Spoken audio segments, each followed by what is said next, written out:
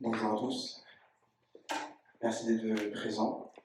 Merci Philippe, d'être venu. Mieux avec moi, un titre significatif de l'urgence écologique que l'on traverse. Vous avez travaillé vous avez fait un travail remarquable sur plein de sujets, dont l'éco-construction et votre travail aussi avec la frugalité heureuse et créative. C'est des thèmes passionnants qui nous animent, surtout notamment avec la crise écologique et ce besoin aussi de construire et d'améliorer nos conditions de vie. Donc évidemment, mieux avec moi, que je vous laisse vous en parler et nous captiver avec passion. Merci beaucoup. Je te remercie pour cette présentation émue. Bonjour. Bonjour. Alors, on est ensemble pour 1h30 à peu près. J'espère qu'on se parlera. Je vais commencer par cette présentation. Hop. Mieux avec moi, oui, il y a un impératif. On ne peut pas décider de changer de mode de faire si ce n'est pas pour que ce soit mieux. Et on ne peut pas changer l'état de la planète sans décider aussi de l'utiliser moins, en tout cas d'avoir moins recours à des dépravations que l'on a à son égard. Je vais vous expliquer toutes ces choses-là. Alors, aujourd'hui, et je pense que c'est cet après-midi, il y a des défilés pour la planète, il y a des défilés pour le climat. Et puis, il n'y a pas si longtemps que ça, le rapport du GIEC a été rendu public. Il est vrai que les malheurs du peuple ukrainien font que l'on regarde davantage la question de la paix et de la guerre que celle du climat. Vous verrez que dans vos propos, tout ça est très lié et qu'on va penser à tout ça ensemble. Alors, bon, d'une certaine manière, peut-être que les 5 premières diapos que je vais vous montrer ne sont pas très utiles parce que vous avez déjà tout ça en tête, mais en même temps, c'est bien qu'on les voit ensemble pour se souvenir de cette situation-là. Bon, voilà. Depuis 1980, chaque décennie est plus chaude que la précédente. C'est ici, c'est là. La pollution de l'air tue plus que les guerres, que la faim et que les pandémies. C'est 8,8 millions par an. En 30 ans, 4 000 milliards de dégâts dus aux catastrophes naturelles et 2,5 millions de décès dus aux catastrophes naturelles. Au XXe siècle, le niveau des océans a monté de 17 cm. Il est prévu que la dernière prévision du GIEC, c'est 90 cm. On le vit un peu partout dans le monde. Les catastrophes naturelles les plus importantes sont dites hydrométéorologiques.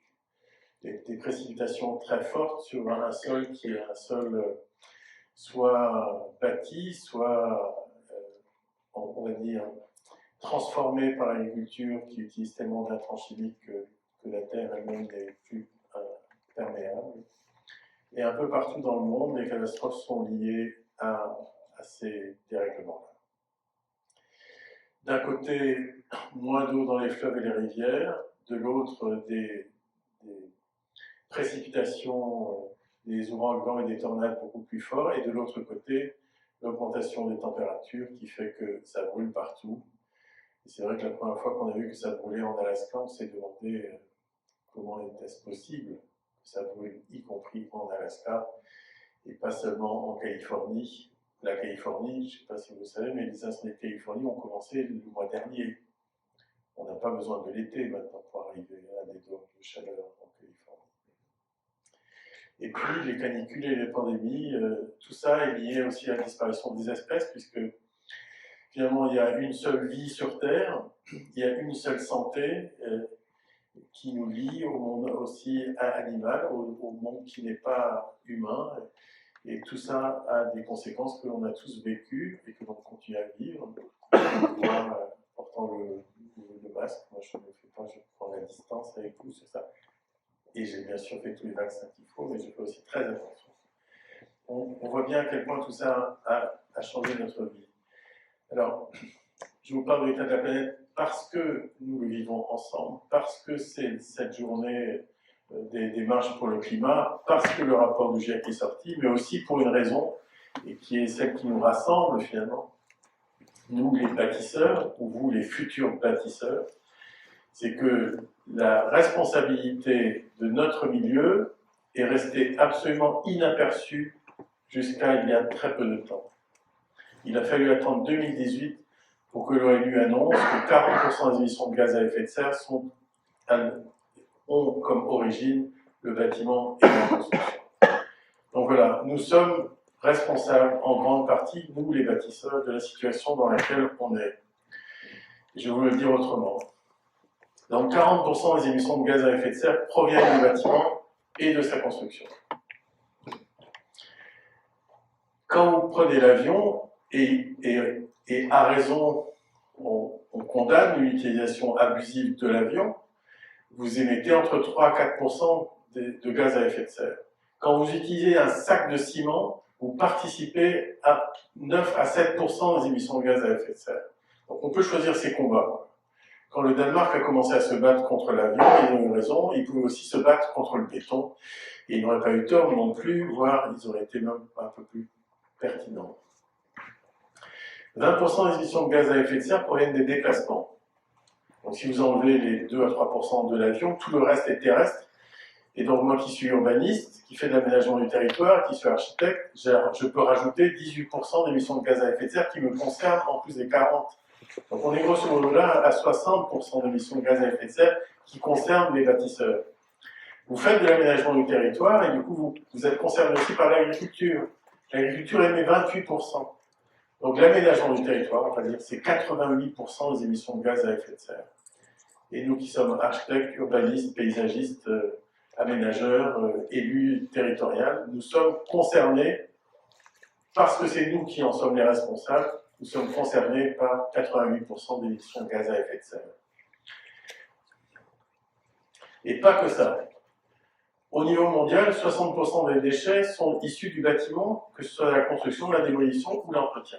Ici, vous êtes en Île-de-France, 75% des déchets en Île-de-France viennent du bâtiment. En France, c'est 70%. En 6 mois, toutes les ressources naturelles sont épuisées. Ça, c'est au niveau mondial. En France, c'est en mai. C'est au bout de 5 mois. Au Luxembourg, c'est un seul mois. C'est en janvier. Et le Luxembourg n'a pas les terres que nous avons en France qui permettent de produire, d'avoir ce qu'on appelle une biocapacité. Donc voilà, on épuise tout en moins de 6 mois au niveau mondial, ce qui veut dire qu'après, voilà, on surexploite la planète pour continuer à vivre. Alors cette image-là, c'est une image qui date de 2008, et je dois vous dire, depuis 2008, dans mes conférences, je l'utilise pour dire cette chose-là. Et cette chose-là, quand je la disais en 2008, il y avait quelques sourires en face de moi. Je pense que maintenant c'est terminé. Alors j'expliquais que les guerres contemporaines sont toutes liées à la maîtrise des ressources naturelles, disant que si toutes nos architectures étaient passives ou BPOS, c'est-à-dire produisaient leur propre énergie, nous dépendrions moins du gaz de Poutine. Ça faisait sourire en 2008. Je pense qu'aujourd'hui c'est clair. On voit qu'il y a des gens qui coupent le gaz chez eux, qui font des choix, des gens qui n'achètent plus des maisons qui sont au gaz, etc., etc. Donc cette pertinence finalement géopolitique de notre action, elle a retrouvé sa place. Elle l'avait jamais perdue, mais peut-être qu'elle a retrouvé sa place dans nos consciences. En tout cas, et malheureusement, en tout cas dans le malheur, la conscience n'est jamais malheureuse, mais elle est arrivée aujourd'hui dans le malheur. Et en fait, je pourrais en rajouter des chiffres comme ça, mais je vais vous en donner allez, 3. Quand on coule une tonne de béton, on émet 1 tonne de CO2.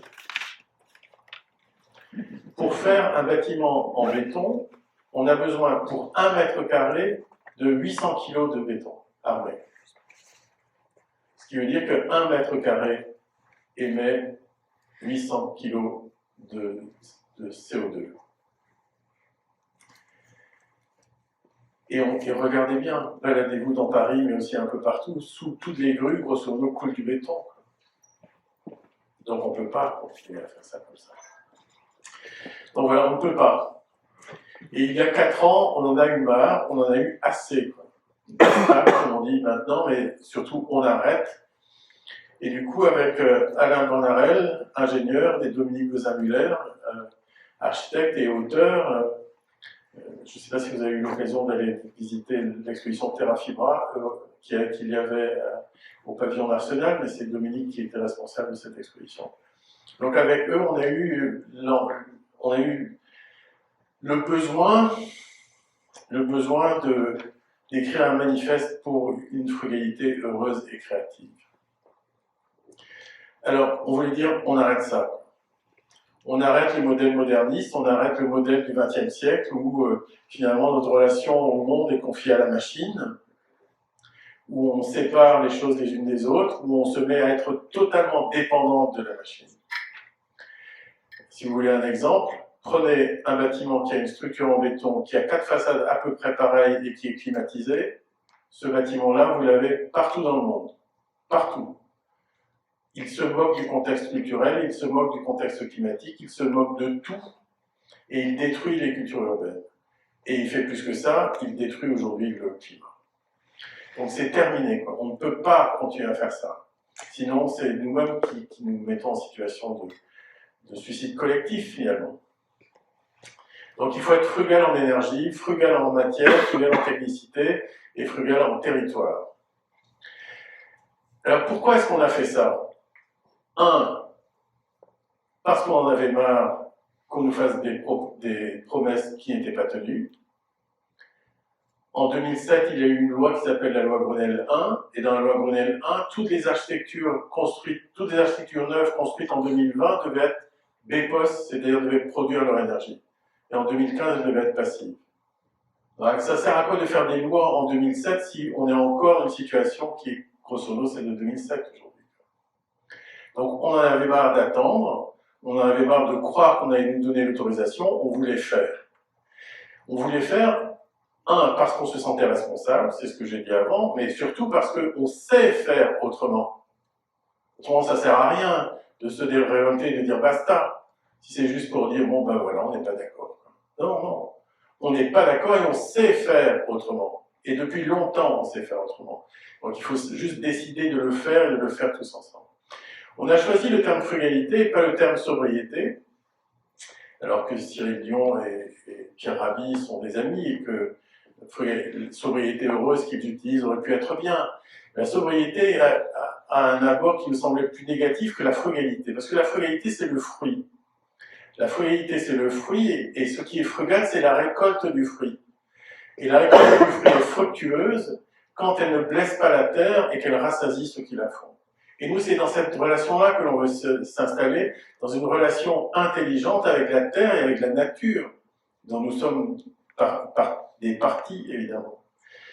Quand il y a eu, bon, aujourd'hui, ce manifeste est devenu un mouvement international, et quand il a fallu traduire en chinois classique, en turc, en vietnamien, le mot frugalité, c'était beaucoup plus compliqué que dans les langues germano-latines. Vous savez, les langues en allemand, c'est frugalitat, en frugality en anglais, frugalitat, frugalita, etc.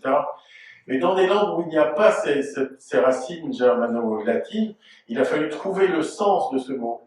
Et finalement, dans ces langues, ce qui a été pris par les traducteurs, c'est cette idée qu'il y a récolte, et donc il y a la possibilité d'une abondance au sens, on va dire, philosophique de ce qui est bien et de ce qui est bénéfique.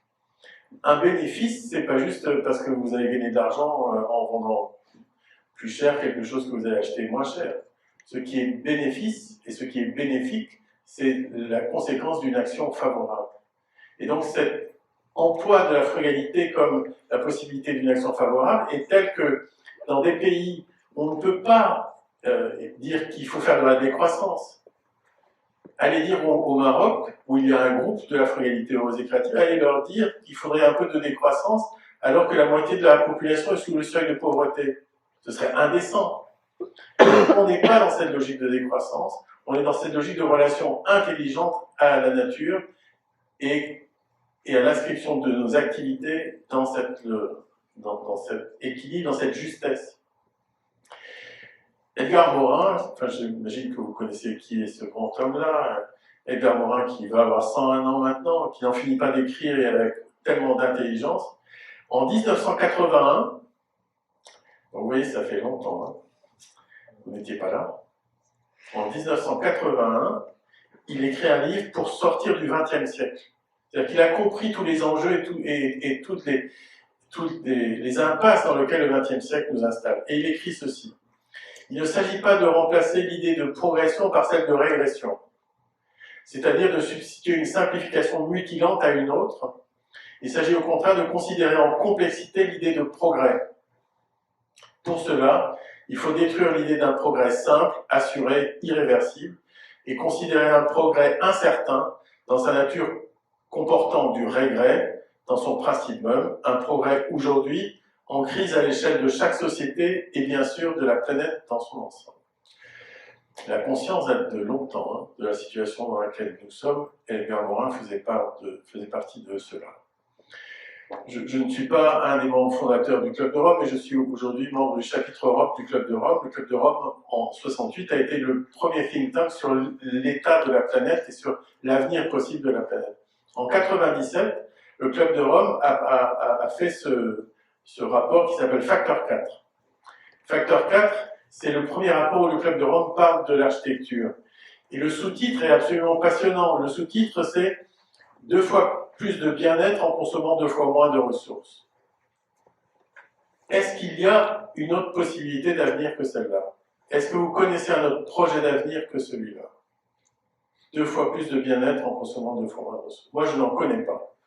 Je dis chaque fois que je donne une conférence, si quelqu'un a une autre solution viable, qu'il le dise, c'est maintenant. Donc voilà, notre travail, c'est pour vivre mieux en utilisant moins de ressources. Et on peut y arriver. Alors, pour ma part, je l'ai résumé dans le livre qui est sorti à la fin de l'année dernière, Mieux avec moins, où j'explique l'ensemble des démarches qu'il est possible d'avoir. Je vais en illustrer quelques-unes ici, bien sûr, avec vous ce matin. Donc, le manifeste est devenu un mouvement.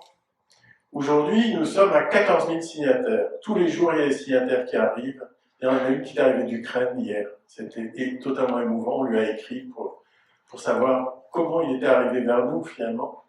Enfin, on lui a dit toute notre empathie dans cette situation-là, mais tous les jours, des signatures arrivent.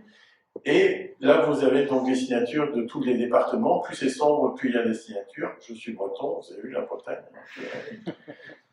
Bon, et après, bien sûr, l'Île-de-France, parce qu'il y a plus d'architectes et plus de monde en Île-de-France, mais vous voyez que ça se retrouve aussi du côté de Lyon et aussi dans le nord de la France, à Bordeaux aussi. Mais ça n'est pas que de France, ça vient de toute l'Europe. Il y a un groupe en Belgique qui est extrêmement actif. Il y a un groupe qui est en Italie, en Suisse. Et puis, ça vient d'un peu partout dans le monde. Il y a un groupe très actif au Maroc, il y en a un autre en Algérie, il y en a un à Taïwan, il y en a un en Turquie, il y en a un au Cambodge, il y en a un au Vietnam. C'est-à-dire que cette pensée, cette attitude finalement, puisque c'est de l'ordre de ce qu'on appelle l'éthique, hein, comment s'installe-t-on dans l'action? Comment regarde-t-on l'impact des actions que l'on porte? Donc voilà, ça vient d'un peu partout dans le monde et le partage s'opère vraiment. 14 000 signatures, et en fait beaucoup plus de gens que ça qui ont signé, parce que ce que vous avez ici, c'est ce qu'on appelle les personnes morales, c'est-à-dire les groupes qui ont signé. Vous savez, parmi les derniers à avoir signé, et c'était pas rien, ils ont signé au mois de janvier de cette année, l'Association nationale des architectes des bâtiments de France, qui se retrouvent finalement dans leur posture avec ce que nous défendons. Un regard local, l'utilisation des savoir-faire locaux, des matériaux plutôt bio et géosourcés. Mais le Conseil national de l'ordre des architectes a signé les deux syndicats ont signé, sur le syndicat d'architecture, l'Académie d'architecture a signé, l'UNSFA a signé. En fait, il y a une reconnaissance de l'importance, ou en tout cas de la capacité de cette notion de frugalité à rassembler pour un mieux. Aujourd'hui, voilà, la répartition s'opère comme ça, 37% d'architectes, donc 5200 architectes qui ont signé. Il y a beaucoup de groupes de 5200 architectes. Mais il n'y a pas que, bien sûr, les ingénieurs, des urbanistes, il y a une série d'étudiants, mais des étudiants, ils arrivent, ils sont étudiants, et puis après, ils ne sont plus étudiants, ils sont architectes, on les retrouve par ailleurs. Et il y a un cœur de la société civile. Il y a des boulangers qui ont signé, il y a des agriculteurs qui ont signé. Et finalement, ces gens-là nous disent que on a raison de dire qu'il faut changer notre manière de fabriquer l'établissement humain. Notre groupe, quand il se réunit, et c'est là qu'on a compris, notre groupe est majoritairement féminin. Ce qui, dans le monde, on va dire, du bâtiment qui est plutôt machiste, est une posture très forte. Alors je sais que dans les écoles d'architecture, il y a peut-être plus d'étudiantes que d'étudiants, mais on retrouve finalement dans ce groupe cette présence féminine importante, ce qui est pour nous extrêmement porteur de sens, puisque dans l'histoire du féminisme, la relation entre le féminisme et la lutte pour l'environnement ont toujours été liées. L'écoféminisme, qui a été inventé d'ailleurs par une Française, est une action extrêmement positive et forte, dans laquelle nous nous reconnaissons aussi évidemment. Donc il y a des groupes un peu, partout sur le territoire français, et nous avons décidé de nous appeler les glaneurs, à la fois bien sûr en hommage à ce magnifique film d'Agnès Varda qui s'appelle Les Glaneurs, mais parce que finalement nous nous retrouvons nous en situation de glaner ce qui nous est resté, de ce qui nous a été laissé par la période moderne, par le XXe siècle. Et donc comme nous sommes des glaneurs, on cherche là où on peut glaner. Et donc notre groupe fait un très beau travail sur la localisation des ressources naturelles en France et des acteurs qui peuvent mettre en œuvre ces ressources naturelles. Donc, admettons que vous voyez que tous ceux de l'Est travaillent parfaitement bien pour construire cette carte. Et chacun des points que vous voyez là, c'est soit un artisan, soit une carrière, soit un producteur de bois, soit un bâtiment à aller visiter. Donc cette carte est accessible à tous, bien sûr tout ça est évidemment gratuit, on est dans le partage et il n'y a pas d'autre façon de faire que d'être dans le partage. Il y a 2 ans maintenant, quand la Covid nous est tombée dessus, on n'a pas pu se réunir, on n'a pas pu faire ce qu'on aime tellement, c'est-à-dire voilà, se retrouver là pour se parler et prendre des décisions importantes pour le groupe. Alors on a décidé de faire un cycle de conférences qui a duré tous les mardis chaque semaine, de la fin septembre jusqu'à Noël. Et bon, il y a un site maintenant, il y a une chaîne YouTube Frugalité où vous pouvez aller, vous pouvez retrouver toutes ces conférences-là. Il y en a qui sont absolument émouvantes, très très belles, avec des confidences et des explications des manières de faire différentes qui ne sont pas de l'utopie. Tout ce dont je vais vous parler, je vous parle là, c'est pas on va faire ça demain. Nous, ça fait 20 ans qu'on le fait, et voire 30 ans qu'on le fait. Mais dans les 10 dernières années, on l'a encore plus fait. La question, c'est pourquoi ça ne s'enseigne pas davantage, même si dans les écoles d'architecture, je change aussi maintenant. Et dans les écoles de paysage, c'est différent, puisque l'action du vivant dans les écoles de paysage est plus forte que dans les écoles d'architecture. En tout cas, vous pouvez aller écouter Marie-Jeanne Bloflev, par exemple, ou Gilles Clément, ou d'autres qui vous expliquent comment on peut métamorphoser nos manières d'agir, parce qu'il s'agit bien de ça. Il s'agit bien de faire autrement qu'au XXe siècle de l'architecture et du paysage, et de l'aménagement, etc. Alors, je ne vais pas rentrer dans tous les détails, mais si vous allez sur notre site, vous pouvez télécharger des documents comme ça, qui sont les objectifs que l'on avait donnés pour les élections municipales avant. Et un des premiers objectifs, c'était « Faut-il encore construire ?» La question, elle se pose chaque fois. Faut-il détruire? La réponse est toujours la même, non. faut-il réhabiliter? La réponse est toujours la même, oui. Et quand il faut construire, eh bien construisons, mais construisons frugal, c'est-à-dire construisons de manière éco-responsable. Je reviendrai sur ça. Bon, voilà. Je ne vais pas rentrer dans ces détails-là, comme ça. On aura du temps pour se parler, mais le mouvement produit finalement une culture qui fait l'objet d'expositions à Nancy, à Stuttgart, à Bordeaux notamment, et qui engage des actions très pragmatiques. À Bordeaux, il y a un label qui est arrivé qui s'appelle le bâtiment frugal bordelais. Et ce label a été mis en place avec les promoteurs privés. Vous imaginez ceux avec qui on a parfois du mal à travailler. Mais c'est ceux qui font la ville aussi. Hein. Regardez bien, ceux qui se construisent, c'est la plupart du temps eux qui le font. Donc ne pas se mettre d'accord avec eux pour arriver ensemble à quelque chose de désirable, c'est une erreur.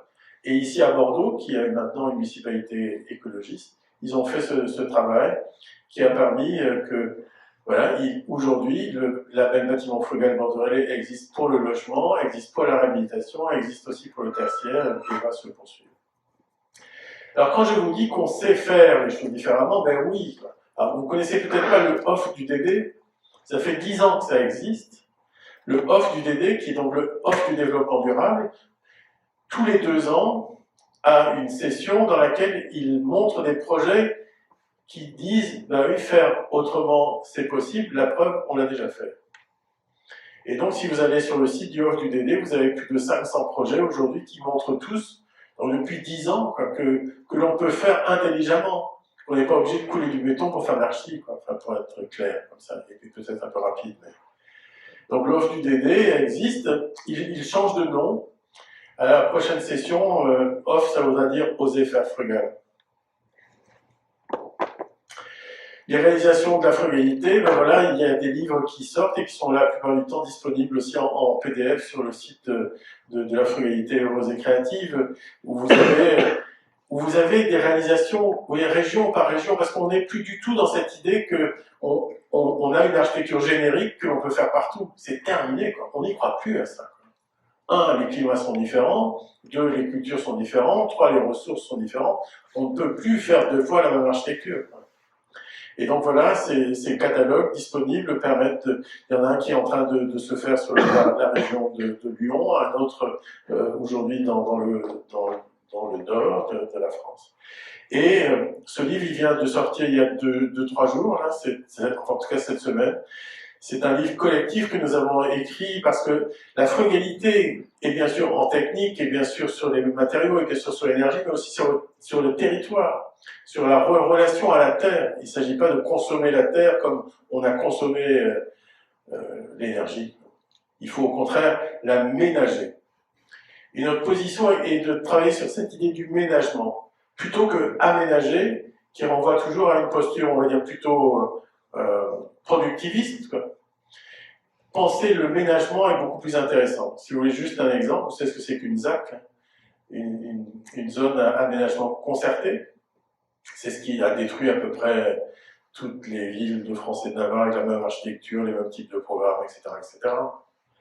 Si on disait zone de ménagement concerté, le simple fait de dire zone de ménagement concerté change la façon de regarder la question qui est posée dans la nécessité ou non de réaliser et comment on réalise localement. Donc ce livre, La commune frugale, qui a été écrit par 80 contributeurs, enfin, et vient de sortir à Chaque Sud. Et vous pouvez le trouver à moins de 10 € si vous le voulez. Voilà, chez votre bon libraire du coin, vous avez tout ça. Alors, une fois qu'on a dit ça, si on veut faire des progrès, il y a toujours un moment donné où il est extrêmement intéressant de revenir aux sources. Vous savez, parfois, quand on a besoin de sauter, c'est bien de faire 2, 3 pas en arrière, et puis hop, et on saute. Je vous propose de faire ce petit pas en arrière, là, pour sauter. Et quitte à faire un petit pas en arrière, on repart à 0.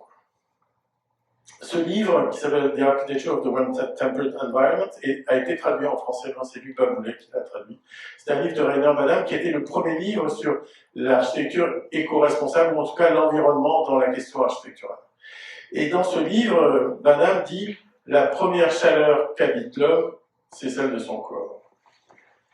Et donc voilà, ça commence par ça. Ça commence par un corps dans l'espace qui habite une chaleur dont il a besoin. Alors il y a des conditions spatiales singulières sur Terre où finalement une habitabilité nue du monde est possible.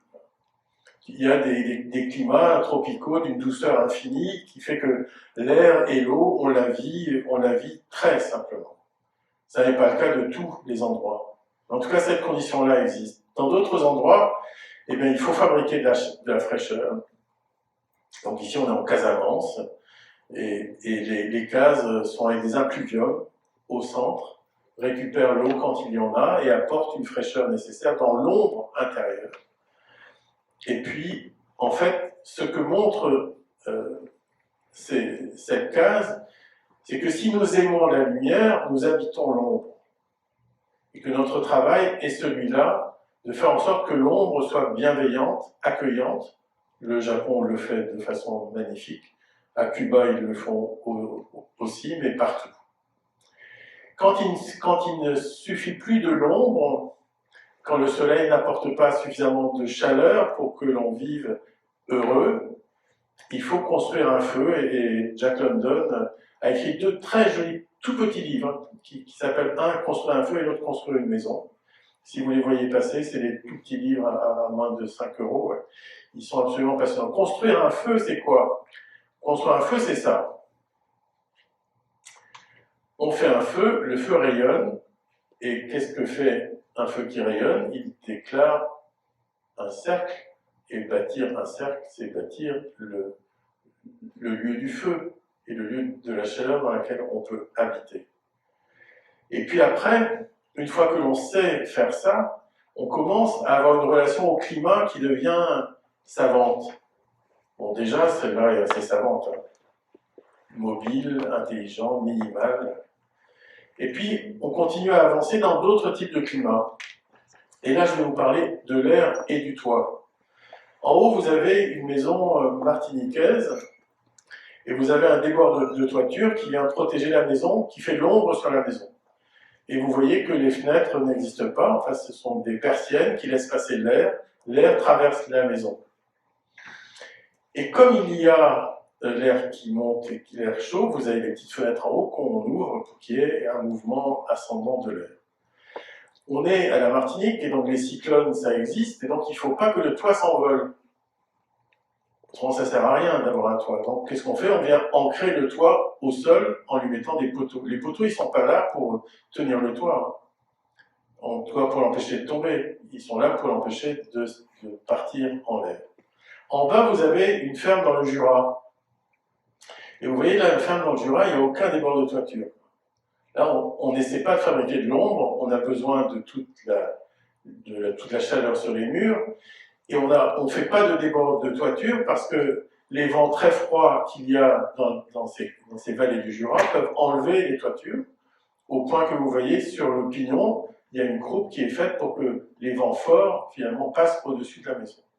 Il y a une rampe qui monte, vous voyez, dans le pignon, il y a une rampe qui va vers une grande porte. À ce niveau-là, on vient stocker le foin. Et donc le foin devient l'isolation de la maison qui est en dessous. La maison isolée par le foin l'hiver est juste à côté de l'étable, comme ça la chaleur des animaux est une chaleur qui est apportée au logement. Et si vous regardez la façade, vous voyez qu'à côté de la porte de la maison, il y a une petite fenêtre horizontale. Parce que le paysan, l'hiver est un horloger, et que c'est là où il a mis son établi d'horloger. Donc, ici, comme jusqu'à présent, tous les exemples parlent de la façon dont finalement nous sécrétons l'architecture par notre manière de vivre dans des contextes. Vous avez 2 exemples. Donc, je suis breton, mais je vous l'ai déjà dit à propos des signataires tout à l'heure. Vous avez ce qu'on appelle un pelti en Bretagne, donc une petite maison basse en granit et en ardoise, et à côté vous avez une maison blanche de Sienne qui est, elle, voilà, que le mot m'échappe maintenant, mais c'est une pierre calcaire, excusez-moi, et en tuile demi-ronde sur le toit, en tuile d'argile. La ressource locale et le contexte local déterminent l'architecture. Donc en Bretagne, la pierre, c'est le granit, on va la chercher, et pour faire la toiture, on met de l'ardoise. Vous savez, l'ardoise, quand on délite le schiste, l'ardoise reste un peu lisse. Et donc il faut mettre l'ardoise à 45 degrés pour éviter qu'avec le vent, l'eau ne puisse remonter sous les ardoises. Donc voilà, le mur de granit, la pente du toit qui est liée à la fois au climat breton et à l'ardoise qui vient le couvrir. Quand vous voyez le Languedoc, la pierre est différente. Donc ici, c'est une pierre qui est une pierre plus épaisse, hein, c'est marrant que ce mot-là m'échappe aujourd'hui, cette pierre calcaire. Voilà. Et donc, pour faire la couverture, il n'y a pas d'ardoise disponible, donc on utilise ce qui est disponible. Ici, c'est l'argile que l'on cuit avec le soleil, qui est aussi disponible, plus qu'en Bretagne. Et donc, on vient fabriquer des tuiles qui sont simplement issues de la ressource qu'apportent ces lieux. Et comme le vent n'est pas pareil, que la pluie n'est pas pareille, et que les ardoises et que les tuiles sont beaucoup plus longues et qu'elles ne sont pas lisses et qu'elles sont un peu plus rugueuses, on peut avoir une pente beaucoup plus faible. Voilà. Ici, vous avez déjà ces deux exemples qui montrent les différences directement issues des lieux. Et vous avez ça aussi avec la fenêtre. En fait, la fenêtre est un enjeu très intéressant de lecture des contextes. Vous avez sur la droite une maison de Sisteron, donc on est dans le sud de la France. Il y a des volets pour se protéger du soleil, la fenêtre est au nu intérieur, il y a un petit rideau, et puis une petite dame qui est derrière le petit rideau et qui regarde et qui se protège. Et donc on est là dans une protection à la fois de la vie sociale et du contexte climatique. À Amsterdam, les fenêtres sont au nu extérieur. Elles ne sont pas protégées. Et historiquement, il n'y avait même pas de volets, sauf dans la partie haute, parce qu'avant, en haut de la partie haute, c'est là où on stockait les choses. Et donc, cet effet de transparence, qui est très lié à la culture hollandaise, cet effet de transparence, et là aussi avec la fenêtre avancée, pour qu'il n'y ait pas d'ombre qui se projette sur la fenêtre, et que donc tout l'apport solaire arrive directement sur la fenêtre, et que quand il y a de la neige ne s'accumule pas en partie basse. Donc voilà, ça pourrait être infini, je m'arrête à ça, mais ça pourrait être infini. Et il y a quelqu'un qui l'avait dit il y a très longtemps et avec beaucoup d'intelligence. Vous savez, au XVIIIe siècle, la France a inventé l'architecture classique parce que la France avait besoin d'un style qui lui permette de se différencier du baroque. Donc, au XVIIIe, fin XVIIe et XVIIIe, on ne parle que d'architecture classique. On veut trouver une seule manière de faire l'architecture pour reconnaître le style français. Denis Diderot, donc Diderot d'Alembert, l'encyclopédie, Diderot avait des amis qui étaient les frères Grimm, vous savez, les contes de Grimm, peut-être que vous avez lu ça un jour, mais et il avait une correspondance avec les frères Grimm, et notamment un jour sur un monument qui était à faire sur une place à Amiens. Et en fait, Diderot n'était pas du tout satisfait parce qu'il voyait que ils allaient faire une place royale à Amiens avec tout ce que l'on fait ici, c'est des colonnades en périphérie et statue du roi au milieu. Alors que ce qui était attendu par les Amiénois, c'était une place avec un usage, et y compris un usage de marché, de vie sociale. Et donc Diderot dit cette chose-là, qui me semble être tellement contemporaine aujourd'hui, et une sacrée critique du modernisme, qui pour le coup a agi exactement comme le classicisme. Les 5 points de l'architecture moderne, il y a eu 5 points d'architecture classique. Donc ici, qu'on fasse entrer dans son projet, dans le projet de l'architecture, la considération du temps, du lieu, des peuples et de la destination, et on verra varier à l'infini les proportions des pleins, des vides, des formes, des ornements et de tout ce qui tient de l'art. Effectivement, si on arrête de penser que le projet est générique, si on arrête de penser qu'il n'y a qu'une seule manière de faire de l'architecture, parce qu'il n'y a qu'une seule matière pour faire de l'architecture, on tombe face à une abondance infinie. Et la frugalité parle de ça, la frugalité parle de l'abondance des situations, de l'abondance des solutions, de l'abondance des matières et des savoir-faire. Et on arrive finalement dans une logique d'une immense richesse dans le métier. Chaque fois qu'il y a un projet qui arrive, on se trouve en situation de faire autre chose, mais vraiment autre chose. Alors, il y a le bâti, puis il y a le contexte dans lequel le bâti se fait. Je suis originaire de cette petite commune qui s'appelle Carantec, et quand on s'approche du port de Carantec, toutes les rues sont courbes. Parce que le vent, en Bretagne, on n'a peut-être pas envie qu'il entre dans des artères, et donc on fait des rues un peu courbes comme ça pour que le vent ne puisse pas être gênant. Si vous regardez Nouméa, Fort-de-France et Pondichéry, c'est-à-dire 3 établissements français, quand la France installe ses colonies, on voit bien que ça se fait sur un plan orthogonal. Ce sont la plupart du temps des forçats ou des militaires qui installent ces plans orthogonaux comme les Romains le faisaient auparavant. Et c'est pas parce que c'est orthogonal que ça n'est pas intelligent. Regardez bien. La trame carrée de Nouméa est vraiment carrée. La trame de Fort-de-France est rectangulaire et celle de Pondichéry aussi. Là, vous avez bien sûr des plans où le nord est en haut. À Nouméa, les alizés d'hiver et les alizés d'été sont aussi intéressants les uns que les autres. Et du coup, la trame carrée est égale pour que les vents entrent de la même manière dans le tissu de Nouméa. À Fort-de-France, c'est pas le cas. Les alizés d'hiver, ceux qui viennent de la baie des Flamands, sont pas si sympas que ça, alors que ceux d'été doivent vraiment rentrer à l'intérieur du tissu pour qu'il y ait une qualité de vie urbaine. Et donc, vous avez 2 fois plus de rues dans le sens des alizés d'été, pour que l'air entre dans le tissu, que de rues dans le sens perpendiculaire à la mer, où le front de mer vient bloquer les vents les moins intéressants. C'est le cas à Pondichéry. À Pondichéry aussi, l'orientation est différente entre alizé d'été et alizé d'hiver. Mais à Pondichéry, ce qui est loupé, c'est la dimension des rues.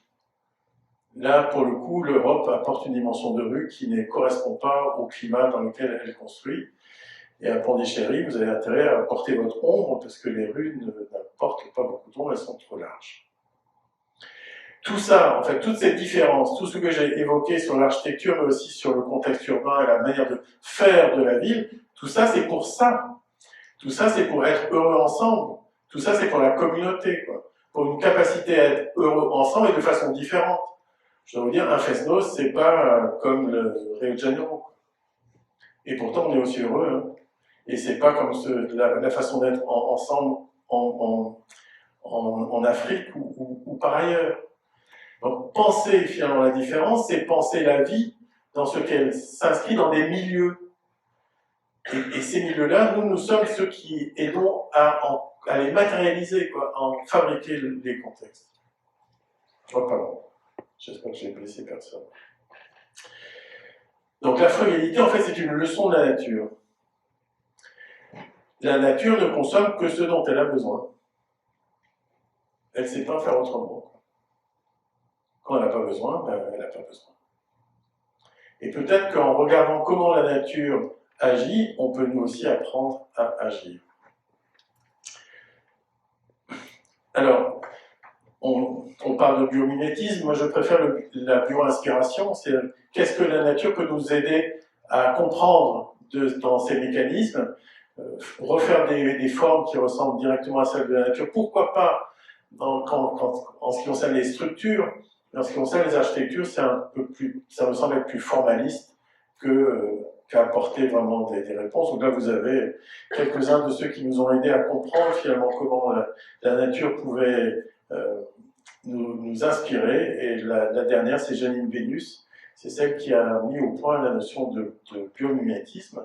C'était, vous voyez, c'était il n'y a pas si longtemps que ça, hein, c'était 1998, je crois. Et donc, pour Vénus, il y a, on va dire, 10 manières de faire. La nature a 10 manières de faire, et je vais essayer de les illustrer. La première, c'est la nature ne fonctionne que grâce à la lumière du soleil. Vous mettez de l'eau et du soleil, ça vous fait de la photosynthèse, ça vous fait de la vie. La nature n'utilise que l'énergie dont elle a besoin. La nature adapte la forme à la fonction. La nature recycle tout. La nature récompense la coopération. La nature mise sur la diversité. La nature exige une expertise locale. La nature freine les excès de l'intérieur et la nature exploite le pouvoir des limites. Donc, je vais illustrer avec des réalisations qui sont des réalisations de mon atelier pour, voilà, juste pour que vous compreniez que tout ça a du sens dans la façon de faire les choses aujourd'hui. La nature fonctionne grâce à la lumière du soleil. Quand vous faites des logements, si vous voulez qu'on n'ait pas besoin de chauffage, si vous voulez qu'au minimum il soit passif sans effort technologique, vous faites en sorte que dans tous vos logements, il y ait 2 heures de soleil le 21 décembre. Donc le jour le plus court de l'année. Si vous avez ça, et si vous isolez bien par l'extérieur et si vous mettez de l'inertie à l'intérieur, vous n'aurez pas de grands soucis pour faire en sorte que l'on vive dans ces logements avec la chaleur qui est nécessaire. Donc voilà, il faut juste s'orienter comme il faut et concevoir les logements comme il faut. 2 heures d'ensoleillement au 21 décembre. La nature fonctionne grâce à la lumière du soleil. Dans la photosynthèse et la biomasse, il suffit de construire des bâtiments en bois et en pierre pour rendre hommage finalement à la photosynthèse, pour rendre hommage à ce qui nous arrive simplement par le soleil. La nature n'utilise que l'énergie dont elle a besoin. Cette réhabilitation d'une écurie en Bretagne n'utilise pas du tout d'énergie pour le chauffage, zéro. Il y a juste un poêle à bois au cas où. Et il n'y a aucun système de mécanique de renouvellement de l'air, il n'y a rien. Et on est en Bretagne, dans le Finistère, on n'est pas dans le sud de la France. Et simplement ici, le fait d'amener la lumière nécessaire, donc l'apport gratuit solaire, d'isoler comme il faut, et que des matériaux sains, que des matériaux qui viennent de moins de 20 km de l'arrêt du projet. Et donc, on a un bâtiment zéro chauffage et zéro ventilation mécanique. La lumière n'utilise que l'énergie dont elle a besoin. Bon, l'énergie dont on a besoin, c'est la ressource locale, finalement, ce qui est là, ce qui est disponible. Et donc, ici, utiliser la terre, utiliser la pierre, utiliser le bois des ressources locales, il suffit d'en avoir envie, quoi. Et d'un seul coup, tout change, parce que la pierre que l'on a en Bretagne n'est pas la même que vous avez dans la région de Cognac. On l'a dit déjà tout à l'heure pour le Languedoc, mais c'est vrai pour par ailleurs. Le musée du château de Mayenne, on l'a fait en chêne, parce que la filière de la région de la Mayenne rendait disponible le chêne, etc., etc. La terre coulée, dont je reparlerai un peu plus tard, les exemples que vous voyez en bas, c'est la terre coulée que l'on fait pour une médiathèque du 19e arrondissement ici, parce que la terre disponible à Paris est d'une très bonne qualité. C'est la terre qui vient des excavations de ce qu'on appelle le Grand 8, hein, qui est le nouveau RER, le nouveau transport souterrain en Île-de-France. La nature adopte la forme à la fonction. Bon, déjà, il suffit de se souvenir de ça pour savoir qu'on ne dessine pas de la même manière la façade qui est au sud de celle qui est à l'est, qui est celle qui est à l'ouest et encore plus au nord. Si vous pouvez vous protéger du soleil en façade sud avec un élément horizontal, si vous faites ça en façade ouest, ça ne sert à rien, ça ne marche pas, vous ne pouvez pas vous protéger. Et le soleil qui arrive le soir en façade ouest, si vous n'en protégez pas, un, c'est fin de journée, il fait très chaud, deux, le soleil horizontal, si vous avez beaucoup trop chaud. Donc vous commencez par dessiner des façades qui sont adaptées au contexte dans lequel elles sont, et qui renvoient à la réalité du contexte. Et puis, si vous avez décidé d'aller jusqu'au bout de l'histoire et de vous passer de machines, d'être frugal, y compris en technique, et que vous dessinez une cheminée de ventilation naturelle qui permet de renouveler l'air sans moteur, ben voilà, vous pouvez dessiner une cheminée qui tourne avec le soleil et le vent et qui récupère, qui extrait l'air des logements. La nature recycle tout. Je reviendrai sur la réhabilitation. En fait, ce projet-là, c'est celui que je vous détaillerai sur la fin. La nature recycle tout. Donc la réhabilitation. Ça commence. Le réemploi, dont on parle beaucoup, le réemploi des matériaux là. Le premier réemploi, c'est le bâtiment qui est déjà là. C'est en ce moment, peut-être que vous avez entendu des discussions autour du fait que la tour qu'on appelle le tripode, qui était la tour de l'INSEE, va être déconstruite ou détruite pour construire un autre bâtiment, et c'est l'État qui fait ça. Tout ça est contraire à une utilisation rationnelle, et en tout cas est contraire à une utilisation frugale de la ressource. Donc ici, on recycle tout, et je détaillerai ça plus tard. On recycle et on réemploie. Donc voilà quelques exemples de tuiles de toiture qu'on avait déconstruit, qu'on a remonté pour faire un mur. En haut, c'est un mur acoustique. On a coupé les tuiles en deux et on les a maçonnées. Et en bas, c'est des tuiles qui servent de gabion, c'est de contrefort. En général, on mettait de la pierre pour faire ça, mais ici, ce sont les tuiles qu'on ne pouvait pas réemployer qui ont été réutilisées. La nature récompense la coopération. Bon, moi, je fais de la participation citoyenne depuis 1991 et on le fait en permanence. Et je sais à quel point l'intelligence collective a fait que mes projets sont meilleurs que si je les avais faits seuls dans mon coin. Et effectivement, la complexité, l'intelligence même du rapport aux usages, l'intelligence des acteurs, l'intelligence des usagers est quelque chose qui aide profondément à la pertinence du projet. Et puis la nature récompense la coopération. Alors là, c'est la symbiose et l'osmose. Quand vous faites un bâtiment, parlons du logement, quand vous faites un logement, si l'extérieur est loupé, le logement sera loupé. Parce qu'on est dans les échanges. Imaginez que vous fassiez un logement qui est au milieu d'un parking de supermarché. C'est pas pareil que de faire un logement, on va dire, face à un bois ou face à un parc. Donc la relation entre l'alentour et le bâtiment doit être absolument pensée pour que la qualité de vie soit réciproque. Par exemple, allez vous balader à Milan, devant le musée, la Fondation Prada. Vous voyez la Fondation Prada, Herzog & de Meuron. Il y a des façades qui sont dorées, plein sud. Et en fait, c'est là où on fait la queue pour entrer. Vous n'avez pas intérêt à faire la queue pour entrer à midi. Parce que la chaleur qui est apportée par la réflexion du soleil sur le bâtiment rend impossible la vie devant.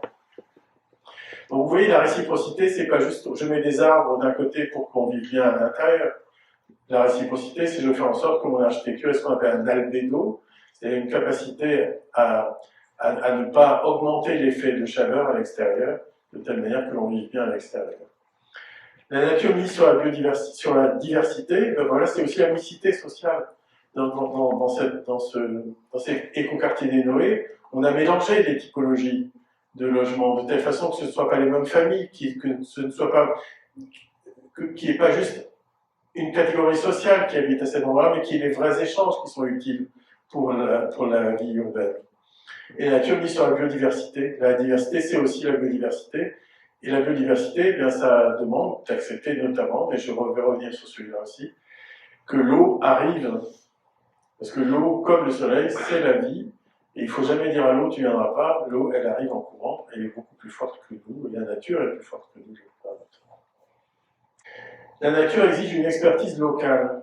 En fait, les cultures des secteurs dans lesquels on travaille, que ce soit les cultures de la vie quotidienne, mais aussi les cultures de mise en œuvre, permettent de faire des architectures appropriées à la fois aux besoins des gens et appropriées aux ressources locales. Donc ici, par exemple, à Viavino, où vous avez la carrière dans laquelle on a extrait la pierre calcaire qui est utilisée pour le bâtiment d'à côté. La nature freine les excès de l'intérieur. Nous, on met de la lumière naturelle partout, et on met de la ventilation naturelle partout. Et c'est vachement plus agréable à vivre que de devoir allumer la lumière dès qu'on arrive quelque part. Et donc c'est l'utilisation finalement de ce que la nature nous donne. Là, donc vous avez la ventilation naturelle, vous avez des brasseurs d'air, mais vous avez aussi un puits climatique en partie basse qui permet d'avoir une fraîcheur. Le sol à 3 mètres de profondeur a une température quasiment constante pendant toute l'année, on va dire autour de 13 à 14 degrés. Et donc ça réchauffe l'air l'hiver et ça refroidit l'air l'été.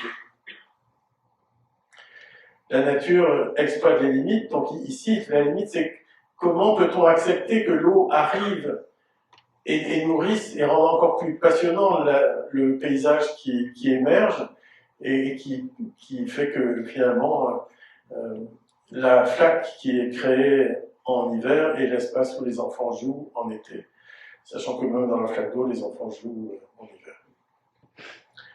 Alors qu'est-ce que ça signifie pour nous architectes? Regarder tous ces éléments-là nous permet de dire que la matière de l'architecture n'est pas que le bois, la terre, la pierre, les fibres, etc. La matière dans laquelle nous vivons, c'est la chaleur, l'air et la lumière, et c'est la même matière. Et cette matière-là, il faut la penser, et c'est elle qui permet de construire les espaces dans lesquels nous vivons. Et la continuité de cette matière multiple, de cette matière triple, est indispensable pour finalement repenser les espaces dans lesquels nous sommes amenés. Donc l'architecture doit être bioclimatique, c'est une base. Enfin, pour moi, il n'y a pas d'architecture si elle n'est pas bioclimatique. Une architecture pas bioclimatique, hein, c'est les façades fermées et la clim à l'intérieur. Ici, tout est fait pour que l'architecture trouve finalement dans son contexte les éléments qui sont apportés naturellement dans le contexte. Alors c'est à la fois l'air, la lumière, la transparence, la perspirance, les passages d'humidité, etc., etc. Tout se fait en couple. D'une certaine manière, l'architecture éco-responsable, elle se pense d'abord en couple. Elle se pense d'abord dans l'échange, dans l'osmose que j'ai déjà évoqué auparavant. Une façade finit par arriver, un volume finit par arriver, mais le grand outil de la pensée de l'architecture éco-responsable et frugale, c'est la coupe. Et tout à l'heure, je vous ai parlé il faut faire quelque chose sur l'extérieur pour qu'on vive bien à l'intérieur. Ben, les Marocains, ils savent le faire. Hein. Vous savez, dans les souks marocains, jusqu'à présent, il y avait ces protections qui étaient faites de briques et de brocs et parfois de choses pas très saines qui tombaient finalement sur les gens. Alors, il y a une politique au Maroc de couverture des rues, mais avec des couvertures solides, des couvertures construites, telles que vous avez là, qui réemploient la géométrie arabe, qui emploient leur propre géométrie et leur savoir-faire, mais qui vient couvrir les rues. Vous imaginez, j'étais à Toulouse avant-hier, donc hier. Je leur ai dit que les architectures qu'ils faisaient n'étaient pas adaptées aux canicules qu'ils allaient avoir dans 3 ans. Et que les bâtiments qu'ils livraient ne seraient pas agréables à vivre dans 3 ans. Donc ça demande de penser à tout ça, ça demande de penser à cette évolution entre l'ouvert et le fermé, mais en tout cas toujours le couvert et l'ombre dont je parlais auparavant. Alors les choses évoluent bien sûr, bon c'est un truc que vous devez connaître par cœur, mais maintenant, vous savez, avant qu'on parlait du BTP, on disait bâtiment travaux publics. Et il fallait que dans le BTP, si tout va bien dans le BTP, dans le bâtiment, tout va bien tout court. On sait bien que c'est pas vrai. Et que donc maintenant, BTP, ça veut dire bois, terre, paille.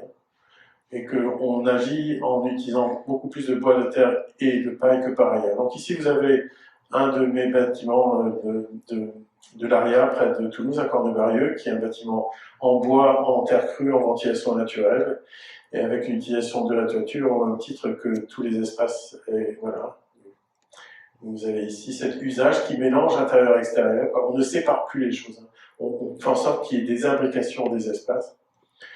Bon, ici, ce sont des logements qui ont été faits en bois il y a longtemps, et en 92, j'ai livré ces bâtiments à Paris.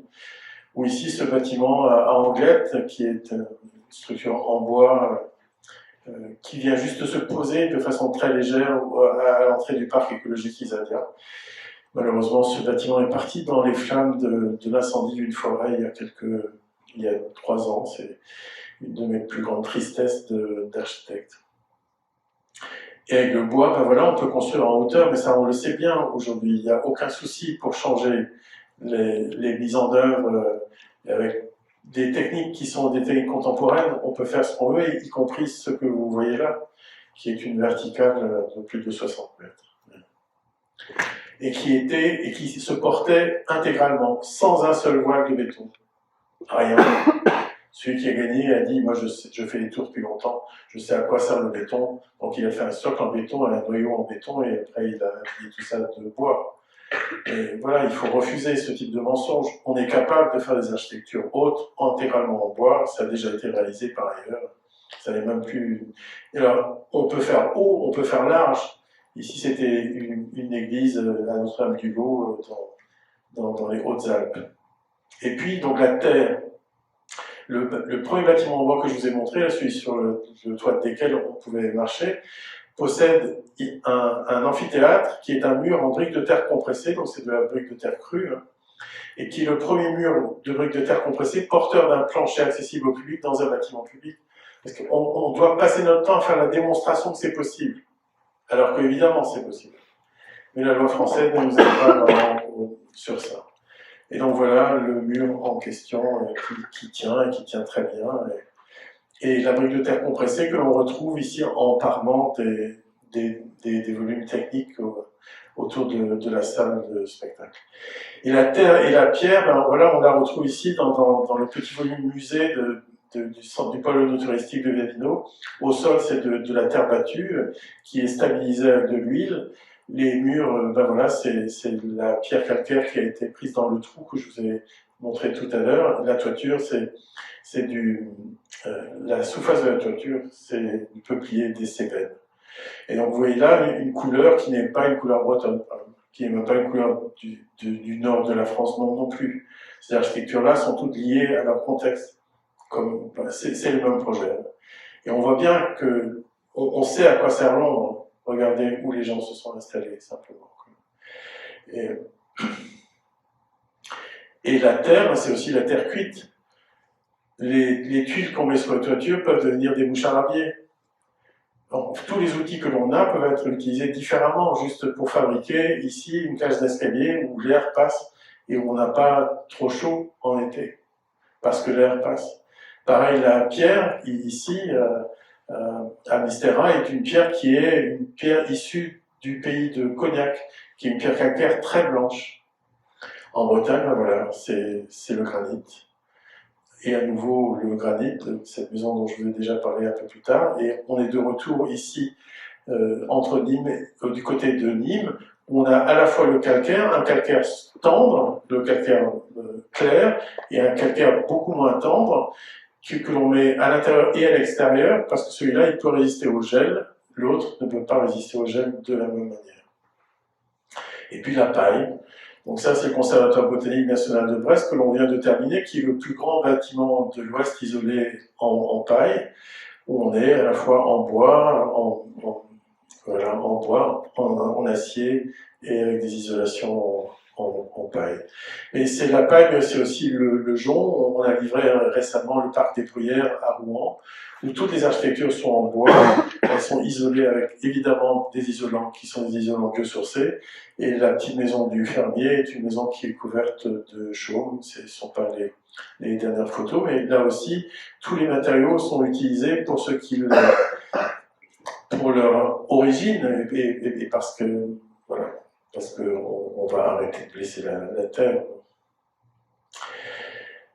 Et vous voyez ce que je vous raconte là sur la ressource locale qui fabrique une architecture. Il y en a un qui le savait il y a longtemps, quoi. Et donc Vitruve, on est moins 15 à moins 25 avant Jésus-Christ. Avec Vitruve, il vous dit, le premier soin de l'architecte devra être de ne pas employer des choses que l'on ne peut trouver, ou préparer à grands frais. Car il y a des lieux où on ne trouve pas en quantité suffisante ni le bon sable de cave, ni de bonnes pierres, ni de la bille, ni du sapin, ni du marbre, et où il faudrait, pour avoir toutes ces choses, les faire venir de loin, avec beaucoup de peine et de dépenses. On a peut-être juste oublié des choses comme ça, et que lui, à sa manière, il avait théorisé le circuit court. Et puis, donc voilà, les éléments que le soleil nous amène, que la nature nous amène, il faut les utiliser. Donc ce projet de Gavino, dont vous avez déjà vu certains éléments, c'est un projet qui est zéro énergie, à la fois parce qu'il y a des panneaux photovoltaïques, mais aussi parce qu'on a décidé de ne pas mettre de chauffage partout. Il y a plein d'endroits où vous n'avez pas besoin de mettre du chauffage en France. Vraiment. Il faut accepter de comprendre ça, que c'est plus le confort d'été qui est l'enjeu que le confort d'hiver. On sait faire ça, c'est fastoche. Alors que penser une qualité de vie l'été simplement en utilisant l'énergie du vent, enfin, je vais revenir sur l'air pareil. Donc ici, c'est cet ensemble cette bâtiment et à l'énergie positive. Ici, ce sont des maisons. En fait, l'urbaniste, vous voulez qu'on fasse un lotissement, vous voyez, avec des petites maisons au milieu de chacune de leurs parcelles. Et on a dessiné autant, il voulait 14 maisons, 14 parcelles. On a fait 14 maisons, 14 parcelles, mais sur les parcelles qui font toute la longueur du terrain. Et du coup, quand vous avez une maison, vous avez aussi ce qui est de l'autre côté de la voirie, qui est à vous pour votre potager, pour votre stationnement. Et au bout de la parcelle de l'autre côté, vous avez un espace dont vous pouvez décider de l'attribution comme vous le souhaitez et de l'usage comme vous le souhaitez. Ici, ce sont des maisons passives et c'est de l'eau chaude qui est solaire qui est produite sur le toit. Ici, ce sont des logements BBC à Nantes que je vous ai montré tout à l'heure pour la question des façades. Là aussi, on a des panneaux solaires qu'on ne voit pas ici qui servent à amener l'énergie utile pour les logements. Ici, c'est un projet qui est fait à Paris-Zac-Beaujon. Ce sont des logements sociaux à 800 mètres, même pas à 200 mètres de l'étoile, où on a là aussi un ensemble de logements qui fonctionnent au niveau du plan climat de Paris. Et un des éléments qui me fait le plus avancer, c'est la question de l'air. Donc, vous savez, tout à l'heure, je vous ai dit, la chaleur, l'air, la lumière, c'est une seule et même matière. Et c'est sur l'air qu'il y a des progrès qui sont intéressants à faire. En fait, aujourd'hui, vous savez, on renouvelle l'air dans les logements qu'avec des moteurs. Hein, ventilation mécanique, double flux, simple flux. Le bruit que vous entendez en permanence dans les logements, c'est ça. Et nous, on ne le fait pas. On ne veut pas ça. Et donc voilà, vous avez quelques exemples ici de bâtiments publics qui sont en ventilation naturelle, qu'on a réalisé. Et voilà, et y compris une étude qu'on a fait sur le Grand Palais. Donc ça, c'est du logement. Je reviendrai sur la question du logement tout à l'heure. Et donc l'air, c'est aussi le puits canadien, ce que vous voyez ici, hein, aller chercher, faire passer l'air dans le sol pour faire en sorte qu'il se rafraîchisse. Et l'air, c'est la ventilation naturelle, ça vous l'avez vu déjà auparavant. Mais l'air, c'est une très vieille histoire. Et ici, vous avez un exemple de ce qu'on appelle les tours à vent en Iran. Donc, vous voyez ces grandes tours là, dont certaines sont presque aussi imposantes que les maisons qui sont en dessous, et qui vous fabriquent, grâce à un tirage très fort, une qualité intérieure. On a l'impression d'être dans un bâtiment qui est climatisé mécaniquement, mais non, c'est le mouvement de l'air, l'inertie des murs, le peu de lumière qui entre à l'heure qui fait que l'on a cette qualité d'air. Ici, en Iran, c'est le Bagdir, en Égypte, c'est le Malkaf. Et donc le Malkaf, je ne sais pas si ça a marché ici, c'est un truc très malin. Donc vous voyez, hop, non, c'est pas ça. C'est ça? Oui, c'est ça. Donc vous voyez ici, vous avez face à l'air, face au vent dominant, vous avez une entrée d'air dans le logement. Dans cette entrée d'air, vous mettez une poterie poreuse, comme ça, que vous remplissez d'eau. Du coup, l'air est rafraîchi simplement parce que la poterie sue son eau intérieure. Donc l'air se refroidit, il tombe, il rentre dans les espaces de vie, il est réchauffé par les espaces de vie et il est évacué en partie haute. Pas bête, hein? Et ça marche tout seul, il n'y a pas besoin de moteur. Et ça, c'est des choses joyeuses que j'ai trouvées récemment. Ce sont des girouettes qui ont été faites ici à Paris, on les appelait les girouettes parisiennes. Et ça servait donc au XIXe siècle aussi à renouveler l'air déjà dans les bâtiments. C'est beau comme des casques de guerriers grecs, non? Il y a quelque chose comme ça de très étrange.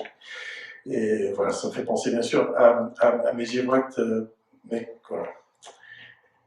Tout ça, ça marche encore très bien. C'est tellement simple comme technologie que quand je les ai achetés, j'ai pas eu à faire d'efforts pour que ça tourne. Donc voilà, et on retrouve donc ce projet-là de logement en ventilation naturelle, qui est le seul ensemble de logements en ventilation naturelle assisté contrôlé en France, avec ces girouettes qui viennent extraire l'air. Et tout ça n'est rendu possible que parce qu'on a mis des fenêtres dans les salles de bain. Et on va aller un peu plus loin. Quand vous dessinez des plans de logement, dans mon atelier, il est interdit de mettre des fenêtres, de mettre des salles de bain sans fenêtres. Donc ça change la facilité du dessin du plan où on met la fenêtre, on met la salle de bain et le WC au milieu du plan ou un des façades. Mais en tout cas, c'est une base. C'est quand même mieux d'aller le matin, non pas dans un placard, mais dans un espace où il y a de la lumière. Et enfin bref, tout ça est rendu possible. On a ensuite fait ce travail-ci, donc vous reconnaissez le bâtiment dont je vous ai parlé, aucun système de ventilation. Comme en France, on n'avait pas du tout la ventilation naturelle, on a dû faire venir de Belgique les entrées d'air qui nous permettaient de faire cette ventilation naturelle. Et sur cette base-là, donc ça, ce sont les calculs de ventilation qui ont été faits par Tribu et Alain Vandarel. Sur cette base-là, et on va commencer le chantier de ça très bientôt, on réalise à Bordeaux des logements collectifs sans aucun système de ventilation. Zéro. Ça veut dire quoi? Ça veut dire qu'il y a des fenêtres dans les WC, des fenêtres dans les salles de bain, des fenêtres dans les cuisines et des fenêtres dans toutes les pièces. Ça veut dire que tous les logements sont traversants et que c'est bon, ça marche.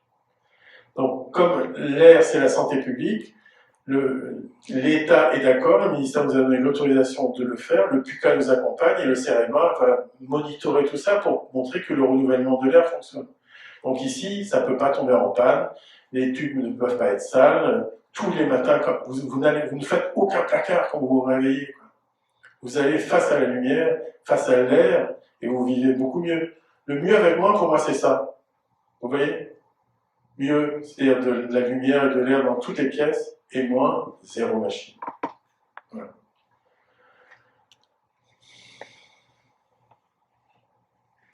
L'air, on l'utilise aussi pour concevoir les plans urbains. Je ne vais pas rentrer dans ces détails-là, je ne veux pas que ça dure trop longtemps, mais l'eau, pareil, l'eau, si on récupère l'eau, comme ici dans ce projet qu'on a fait en 2003, toutes les toitures sont faites de telle manière que toutes les eaux de pluie sont récupérées et utilisées par les enfants, y compris dans les sanitaires. Maintenant, c'est interdit. On n'a pas le droit de récupérer l'eau de pluie pour la mettre dans les sanitaires des espaces pour les enfants, parce que les enfants peuvent mettre leurs mains dans les sanitaires. La santé publique, parfois, va un peu au-delà de ce qui est utile. Juste petite anecdote, quand on a fait ça, ceux qui vendaient de l'eau dans la commune de Nanterre sont venus voir les élus de Nanterre pour leur dire qu'il va falloir compenser le fait que votre bâtiment public ne va pas utiliser notre eau. On voit bien que l'eau est devenue une denrée commerciale. C'est plus un bien commun, alors que l'eau de pluie appartient à tous. C'est devenu une denrée commerciale. Bon, ici, c'est un château d'eau sans du tout d'énergie pour remonter l'eau. Enfin, vous voyez, on peut s'amuser, en fait. Quand on décide de ne pas utiliser d'énergie, il faut trouver une solution pour que ça marche. Et ça marche ici simplement en utilisant la pression qui est dans le réseau. L'eau, bon, ça c'est, on va dire, une relation plus pédagogique avec l'eau. Vous voyez sur l'arbre mort qui est derrière, là, il y a 2 traits rouges en rouge. Ça correspond aux plus hautes crues. Voilà. Et ça va venir. L'eau voilà, peut servir à rafraîchir un village comme cet éco-village dans le sud du Maroc. Et l'eau peut servir à rafraîchir le Grand Palais. On a perdu le concours du Grand Palais. Ça a été donc gagné par un architecte qui n'est plus l'architecte. Il a été remplacé par l'architecte des Bâtiments de France qui a repris le projet. Aujourd'hui, l'architecte des Bâtiments de France reprend notre proposition de rafraîchissement par l'eau et par la ventilation naturelle. Parce que les espaces ici sont tellement grands qu'il faut absolument une puissance tellement forte que ce serait indécent de mettre des moteurs pour renouveler l'air de ces espaces-là, et donc on a proposé. Et ça marche de faire un renouvellement d'air naturel pour cet espace-là. Bon voilà, maintenant je vais vous montrer 2 projets, on va s'arrêter sur ça, je ne sais même pas quelle heure il est, mais ça commence à faire... Ah oui, on doit se quitter à 13h. Ça va? Oui. Ouais. Bon. Je suis désolé. Quand je suis parti, je suis un peu parti. Dans l'éco-village des Noé, on est tout près de Rouen. C'est un ensemble de logements sociaux avec une crèche, avec une halle publique, avec une chaufferie bois, avec de l'horticulture, des jardins familiaux, etc. Le site se trouve au bord de l'Eure. L'Eure est un des affluents de la Seine. Et quand ça déborde à Paris, ça déborde là aussi. Et donc le site sur lequel on a été amené à travailler et le site qui est là, ça n'est pas une extension urbaine parce que Val-de-Reuil, c'est la dernière ville nouvelle française qui s'est arrêtée en plein vol. La fin des 30 Glorieuses a arrêté la réalisation de ce projet. Donc là, on est à mi-chemin entre le centre et la gare qui est juste de l'autre côté. Et je vais me mettre debout parce que ça va mieux pour le coup. Vous voyez, grosso modo, on est quelque part ici, là. Et vous voyez, les hameaux anciens sont les hameaux bioclimatiques très intelligents. Bon, déjà, ils sont à une bonne distance de la rivière, comme ça, ils ne sont pas inondés. Et vous voyez, par rapport à la rue, ils ne mettent que leurs pignons. C'est un peu contraire à ce qui se fait habituellement, on met la façade face à la rue.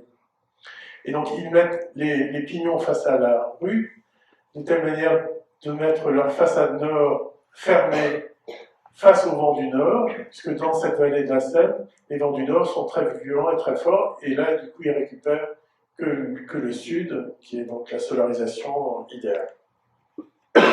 Donc voilà, on est sur ce site, vous l'avez compris. Donc vous voyez, ça, c'est comment on faisait avant.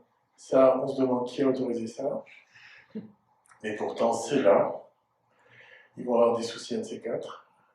Et donc, on a travaillé sur l'eau. On a commencé par se dire, ben, on ne dit pas à l'eau tu ne viens pas, on lui dit tu viens, et d'un seul coup elle est absolument généreuse. Et donc on a travaillé sur la crue décennale, trentenale et centenale, et l'ensemble du projet autorise cela. Donc vous avez ici une zone maraîchère, donc inondable, la naissance d'un parc des berges de l'Eure qui se prolonge, du coup maintenant, ici un bras de dérivation qui permet de gérer la crue décennale et qui est aussi une frayère à brochets. Enfin, on pense que les brochets peuvent s'en servir, on sera assez content. Et tous les bâtiments se retrouvent, vous voyez, avec le même type d'orientation que dans le hameau précédent. L'hiver, eh ben, voilà, l'eau arrive, elle prend sa place. Et l'arrivée de l'eau, c'est joyeux, c'est comme l'Aqua Alta à Venise, quoi. Il y a quelque chose qui s'opère de très poétique. Et l'eau vient au plus proche des maisons, et tout ça est calculé au mètre cube près. Mais ça continue à fonctionner. Et quand l'eau n'est pas là, ben, le paysage est magnifique. Parce que l'eau a apporté tout ce qui est nécessaire pour que la terre soit nourrie. Donc, vous voyez, on retrouve un paysage avec des végétaux qui sont des végétaux de secteur humide. Et donc voilà, je vous le disais tout à l'heure, le gamin là, en hiver, quand il y a de l'eau, il joue aussi à cet endroit-là. On a mis ici un espace pour voir tous les oiseaux qui viennent ici pendant l'hiver, parce qu'il y a une école qui est juste derrière. Là. Bon, on a réalisé aussi que c'est très intéressant pour les adolescents, donc ça fonctionne toute l'année. Donc voilà, en hiver, quand le froid est là, le soleil est bienvenu et on revient aux 2 heures d'ensoleillement au 21 décembre. Voilà, si on a eu le temps, je vous raconterai. Et donc pour y arriver, on fait des choix, on fait des tests. On fait des tests jusqu'à trouver la bonne hauteur des logements, le bon positionnement des volumes les uns par rapport aux autres. On met des fenêtres dans les salles de bain, mais ça je vous en ai dit tout ce que je pouvais vous dire avant. On utilise une chaufferie urbaine au bois. La lumière, le soleil et les petites fenêtres sont partout, donc vous avez ces fenêtres-là parce qu'il y a une salle de bain derrière, évidemment. Ça, c'est la maison des jardiniers. Je vous ai montré cette vue-là par ailleurs. Il n'y a pas de maison, il y a des maisons, il n'y a pas de voiture. Tout c'est un quartier piétonnier. Avec ce que vous voyez ici, c'est une gestion de l'eau pour les crues centenales. Et aussi la maîtrise de l'effet d'îlot de chaleur avec le végétal. C'est tellement apaisé que les gamins laissent leurs chaussures à l'extérieur. Et tout ça fonctionne de façon plaisante. Donc voilà, ça aussi, ça sert à gérer les crues centenales et à gérer l'effet d'îlot de chaleur. Voilà quelques exemples de ce quartier avec sa crèche, lumière naturelle, évidemment, partout. Et puis quand vous sortez, vous n'êtes pas sur du béton, vous n'êtes pas sur de l'asphalte, vous êtes sur du sable compressé. Et puis vous avez donc les jardins familiaux qui sont ici, la production horticole qui est là. Ici, on est dans ce qu'on appelle les incroyables comestibles, c'est-à-dire que la coopérative qui fait la gestion horticole fait pousser ici des légumes que tout le monde peut venir chercher gratuitement. Et vous avez un poulailler associatif qui vient de s'y installer et une halle qui permet la vente de tout ça. Vous avez des ânes, et des ânes qui, quand ils ne servent pas à l'agriculture, servent d'asinobus. Le pédibus le matin, c'est quand les parents accompagnent les enfants à l'école. Et ici, qui porte les cartables des enfants? Les ânes. Donc voilà. Il faut faire tout ça pour arriver à quelque chose qui est le grand enjeu, ce qui est l'équilibre entre l'empreinte écologique d'un projet et la biocapacité d'un secteur. En fait, aujourd'hui, vous le savez sans doute, mais la France utilise 5,3 équivalents hectares, alors que la France ne pourrait utiliser que 2,9 équivalents hectares. Donc nous, on a fait tout notre projet, on a calculé de telle manière d'arriver à l'équilibre possible ici. Et donc, on joue sur tous les leviers, la nourriture, le transport, le logement et les biens et services. Et il faut tout ça pour y arriver. Alors voilà, on pourrait se dire, ben, c'est bon, on peut aller se coucher, on sait faire. Ben non. Ben non. Parce que, vous voyez, on est ici, là, et ça, c'est un hameau de Maison Phoenix. Tout le monde sait que les gens qui habitent ici ne payent rien pour leur énergie, alors que ceux qui sont ici, on paye une fortune juste pour être chauffés. Et donc, on nous a demandé de réhabiliter ce hameau de telle manière qu'il gagne les qualités d'espace public et les qualités d'énergie du hameau qui est ici. Ça nous a pris 10 ans, ça va nous prendre 5 ans. Ça nous a demandé, on va dire, 170 000 euros par logement. Ici, on met 60 000 euros par logement. Et finalement, le hameau passe de 100 à 200 logements de façon beaucoup plus rapide. Donc ça veut dire, la réhabilitation, c'est vraiment bien. Mais c'est pas que pour ça que la réhabilitation est vraiment bien. Chaque année, on ne construit que 1% de l'équivalent du bâti existant en neuf. Chaque année. Quelle est la partie éco-responsable réussie comme l'éco-village des Noé chaque année? Dans ce 1%, quelle est la partie de 1%? Quelle est la partie aboutie? Peut-être que dalle, ou pas grand-chose. Donc l'enjeu n'est pas le neuf si on veut réduire notre impact qui est à 40% d'émissions de gaz à effet de serre. L'enjeu, c'est qu'est-ce qu'on fait de l'existant? Et donc, la question posée par la frugalité osée créative, faut-il construire? C'est dans ce contexte-là qu'on l'a en tête. Oui, on sait qu'il faut réhabiliter, que la ville de demain, c'est la ville d'aujourd'hui. Il ne faut pas rêver, c'est celle-là. Hein. Vous vous rendez compte qu'on est déjà, on est quasiment au premier quart du XXIe siècle. À 3 ans près, on est en 25. Donc on n'a pas le temps. On n'a pas le temps et il faut travailler sur l'existant. Alors qu'est-ce que c'est que travailler sur l'existant? C'est de travailler sur un monde qui est habité. Et donc on ne peut pas travailler sur le monde habité sans le faire avec ceux qui l'habitent. C'est terminé les architectes qui pensent qu'ils sont tellement doués qu'ils vont rendre tout le monde heureux. Laissez-nous faire, vous allez voir, ça va être bien. C'est terminé, quoi. On travaille pour la société avec elle et on est heureux de le faire avec elle. Elle nous apporte tellement. Donc on n'est plus dans une logique d'expansion. On sait qu'on ne peut plus rajouter un bâtiment, etc. Zéro artificialisation nette des sols. Maintenant, il faut contenir l'expansion. Elle est terminée. On est en insertion. Donc on est à l'intérieur d'un monde qui est un monde fini. Et ça veut dire quoi? Ça veut dire travailler à fabriquer des creux dans lesquels on peut vivre. Dans le vieux français, ça s'appelle des essartements. Mais encore, quand on fait des coupes en forêt et qu'on fait une clairière, ça s'appelle un essartement.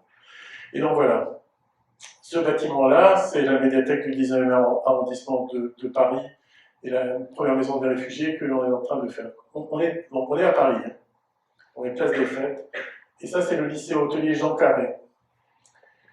On pouvait décider de le déconstruire, on a décidé de tout garder. Le béton est là, on ne va pas le détruire, on va s'en servir, puisqu'il est là. On ne va pas perdre de l'énergie, de l'argent, dépenser de la ressource pour faire autre chose. On le garde, et ce que l'on ajoute, qui est un lien entre ces deux parties, ça c'est entièrement biosourcé, donc c'est en bois et en terre coulée. Voilà, ça c'est la façon dont le bâtiment se greffe à la place des fêtes. Le bâtiment est ici. Et donc, qu'est-ce que l'on trouve? On trouve une structure en béton qui est industrialisée, très très régulière, très très régulière. Donc, qu'est-ce qu'on fait? On la nettoie. Et on retrouve ça, quoi. Un béton plutôt bien fait. Je vais presque finir par aimer le béton, déjà là. Vous voyez? Et si on l'aime pas, ce sera assez imbécile, quoi, il est là. C'est comme la pierre, parce que ça aussi c'est de la pierre, hein, c'est de la pierre liquide qui est redevenue solide. Et donc voilà, on utilise toutes ces choses-là. Et le bâtiment, donc là ça a été des photos qui ont été prises la semaine dernière, donc le bâtiment est en train d'être déconstruit, y compris à l'extérieur. Et ce que vous avez ici, ça ressemble à une carrière. C'est-à-dire que tout ce qu'on déconstruit ici, on le garde sur le site, et on va le réutiliser sur le site pour faire le projet. C'est-à-dire que l'idée de la ville carrière, de la ville qui apporte ses propres ressources, on les vit bâtiment par bâtiment. Donc voilà, tout ça va être réutilisé. On le réutilise dans le paysage. L'Utabilis qui est avec nous va faire un gros travail, va retravailler les surfaces, va faire un vrai travail esthétique sur toute cette matière qui est présente. Et nous, qu'est-ce qu'on fait? Eh bien, on fait des creux. On fait des creux pour que la vie arrive. Le bâtiment qui était avant, il était grand comme ça. Ici, il y avait que tout était noir, l'air ne pouvait pas passer. Donc on a fait un creux dans le bâtiment de telle manière que la lumière entre, que la ventilation naturelle puisse se faire. Ça va être le premier bâtiment public parisien en ventilation naturelle. Et que finalement, il y ait une adéquation du bâtiment à son contexte et à ses usages. Donc voilà, enfin, je ne vais pas rentrer dans le détail ici, mais quand on nettoie la structure, vous voyez la radicalité à laquelle on arrive ici, c'est magnifique, non? Et en plus, c'est déjà là. Sur cette base-là, on fait un travail comme on sait le faire. Parce que l'architecture et le paysage, c'est quoi? C'est d'abord faire de l'espace. Une de nos spécificités et unique et parfois difficile à partager, c'est qu'on est capable de penser un espace qui va venir.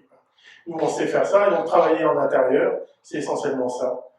Et donc voilà, on se souvient un peu de Louis Kahn et on fait des espaces où les gens peuvent être heureux pour lire et pour travailler. Donc par exemple ici, vous avez une protection solaire extérieure, la possibilité d'ouvrir ce petit volet vertical là qui fait que vous avez de l'air qui vient de l'extérieur et qui passe sur votre corps quand vous êtes en train de travailler. Donc, et autrement, vous pouvez faire basculer ces fenêtres là.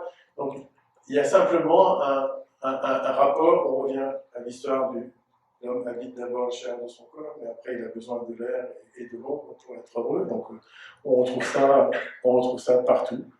Ça va donner ça et ça. Et la mantille que l'on a mise sur la partie neuve, c'est une mantille qui est faite en bois, en petites pièces de bois droites. Donc on fait appel en fait à une petite ressource et qui nous permet d'avoir des courbes. Et à l'intérieur, on a un mur qui est un mur en terre coulée. Et comme on arrête de couler du béton, qu'est-ce qu'on va mettre dans les banches? Qu'est-ce qu'on va faire du savoir-faire des gens qui savent utiliser et couler du béton? Armés. On va continuer à couler du béton. Parce que vous savez, le béton, le pisé, c'est du béton. Le béton, c'est un mélange d'agrégats et d'un liant. Ce qui est condamnable, c'est le béton armé de ciment. Ça, c'est la catastrophe.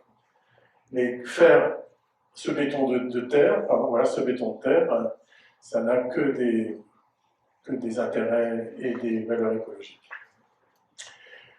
Une grande partie de ce que je vous ai montré, je vais faire en partie hors la loi pendant très longtemps, en prenant chaque fois des risques ou en demandant des autorisations particulières pour y arriver. Maintenant, la loi autorise de le faire. Les architectes oublient souvent qu'ils ont la possibilité qu'ils ont le permis de faire et le permis d'innover. Donc tout ça aujourd'hui est possible.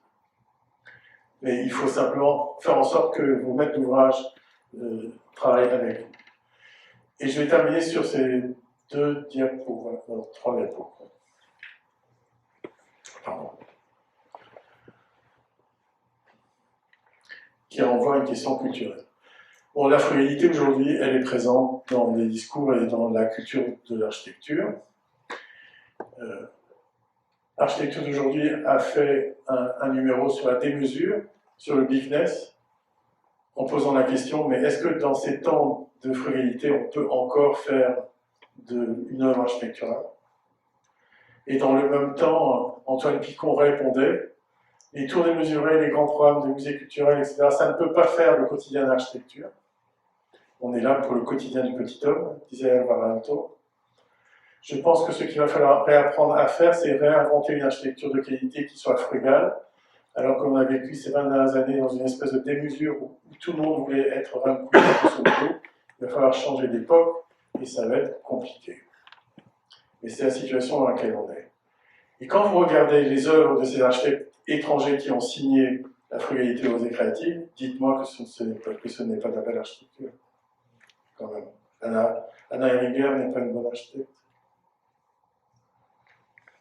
Albordé, vous ne connaissez pas Albordé? C'est un collectif d'Équateur, il faut regarder leurs films.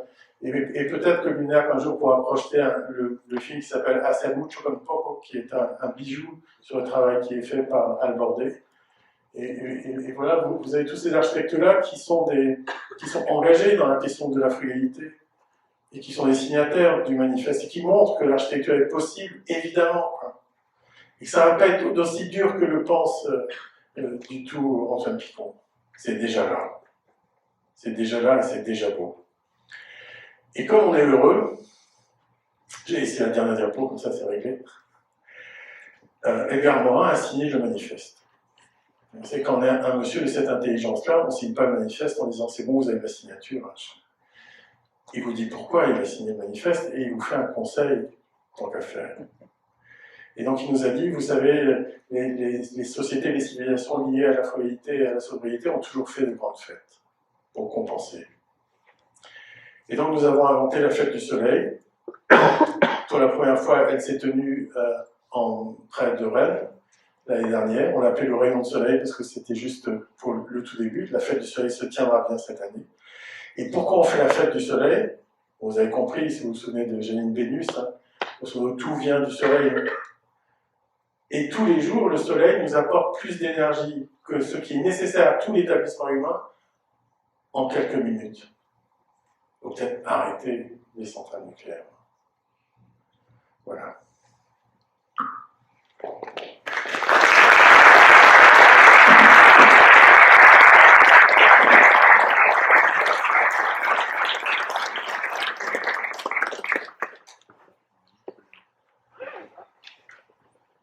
Vous avez envie de me poser des questions, je serai assez content.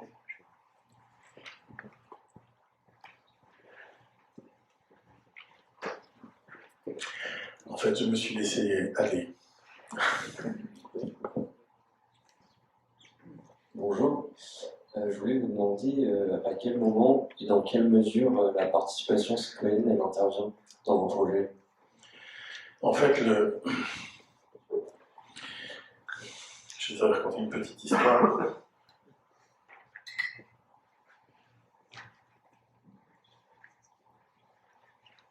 Voilà. Tu vois cette image-là?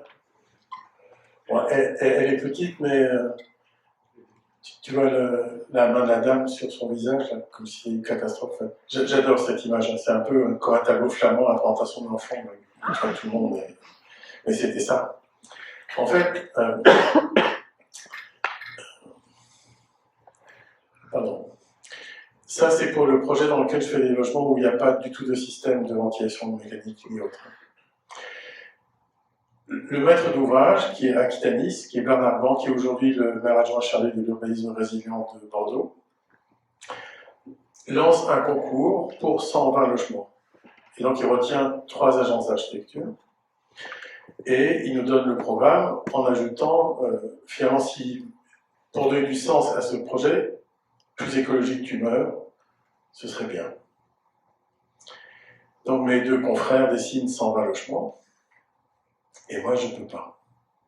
Je ne peux pas parce que, en fait, on ne le voit pas trop ici, mais là, il y a des bars, et là, il y a des maisons de pierre, et le terrain est entre les deux.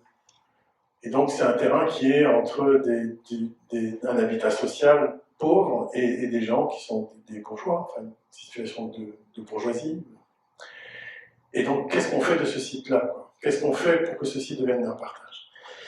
Et donc moi je suis arrivé avec une feuille de papier en leur disant, si ça marche, la semaine prochaine, on fait la fête, si vous nous retenez, la semaine prochaine, on fait la fête des voisins.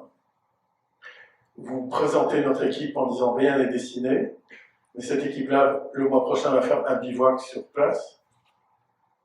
Et donc, on a été retenus. On a fait le bivouac sur place. On les a tous rencontrés. On leur a tous, à tout moment, présenté le travail qui était fait. Et donc, ça répond à ta question. Ça commence par ça. Ça commence par le fait de voir ensemble les choses. C'est vrai pour les projets d'architecture, c'est vrai pour les projets d'urbanisme. Ce qu'on appelle le diagnostic en marchant, qui est le fait d'être ensemble sur un site et de marcher, de se parler de ce que l'on voit, c'est absolument indispensable, à la fois pour bien comprendre le site et pour bien commencer le partage entre les habitants et ceux qui vont les accompagner pour l'évolution de leur contexte. Donc ça commence par le début. Il faut pas, c'est pas de l'information, quoi. C'est pas un moment donné, allez, là maintenant on va vous expliquer ce qu'on est en train de faire. C'est de la co-conception. Et tu vois, dans ce projet-là, qu'est-ce qui s'est passé? On devait construire que du logement collectif, locatif. À la fin du bivouac, on a gardé des maisons qui existaient sur le site et qui étaient des signes du patrimoine ouvrier qui avait sur le site. On les a gardés. On a changé les échelles. Et puis, chose très étonnante, mais tu ne veux pas le savoir avant, dans les bars, il y a des gens qui avaient changé de statut social, qui gagnaient assez bien leur vie pour avoir envie de devenir propriétaires. Et dans les maisons de pierre, il y a des familles qui décohabitaient, divorce oblige, et qui ne voulaient pas quitter le site. Et donc, entre des gens des bars et des gens des maisons de pierre, il y a eu l'idée de faire de l'habitat coopératif. Et donc, on a fait un projet d'habitat coopératif de 12 logements sur ce site-là, qui a enrichi finalement tout le projet. Et c'est bien parce qu'on a eu la discussion avec les habitants qu'on a réussi à arriver à cette intelligence du projet. J'espère que j'ai répondu à ta question.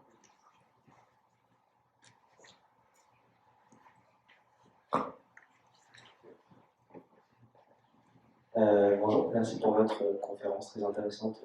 Je pense qu'il faut en tout cas la partager au plus grand nombre.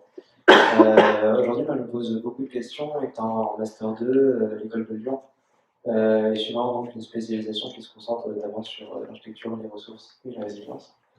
Et je vois bien qu'il y a de très intéressantes solutions apportées à l'architecture pour être toujours plus, toujours mieux, donc avec moi. Et moi, je me pose surtout la question de quels sont les freins par rapport à tout ça, parce que c'est pas des solutions utopiques, bien sûr, et il n'y a pas de solution à tout. Voilà. Bon, les freins, il y en a un paquet, mais c'est pas parce qu'il y en a beaucoup qu'on ne peut pas faire, la preuve. Et là, je vous ai montré que le travail de mon atelier, mais va regarder ce qu'il y a, tu offres du DD et tu vas voir. On est nombreux à faire ça. Hein. Et donc, ce qu'il faut, c'est réussir à emporter l'histoire. Il faut faire en sorte que l'enthousiasme et l'engagement soient partagés par le maître d'ouvrage, par le maître d'usage, par les maîtres d'œuvre, pour aller jusqu'au bout. Parce que, comme c'est compliqué, s'il n'y a pas cette symbiose, enfin en tout cas cette énergie partagée, on peut s'arrêter au premier écueil. Mais après, il y a tellement de solutions qui sont disponibles aujourd'hui que on a plutôt l'embarras du choix. Hein, ce qui me semble être, moi, passionnant pour l'architecture contemporaine, c'est elle demande d'être un peu plus sachant qu'auparavant, de réaliser qu'il y a tellement plus de façons de faire et de possibilités de faire qu'il ne faut pas s'auto-limiter. Il faut au contraire chercher, dès qu'on arrive quelque part, tout ce qui est disponible dans l'alentour, dans le proche, pour essayer de faire avec. Et puis après, s'il y a des combats qui sont des combats plus difficiles, comme celui sur la santé publique et la ventilation, on se donne les moyens de le faire aussi. Là, c'est parce que le maître d'ouvrage était attentif à ça. Donc le maître d'ouvrage paye pour cette procédure-là.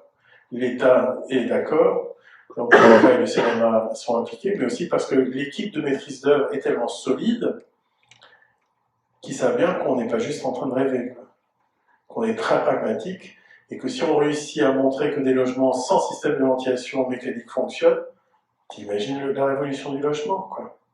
Rien que pour ça. Donc ça se tente.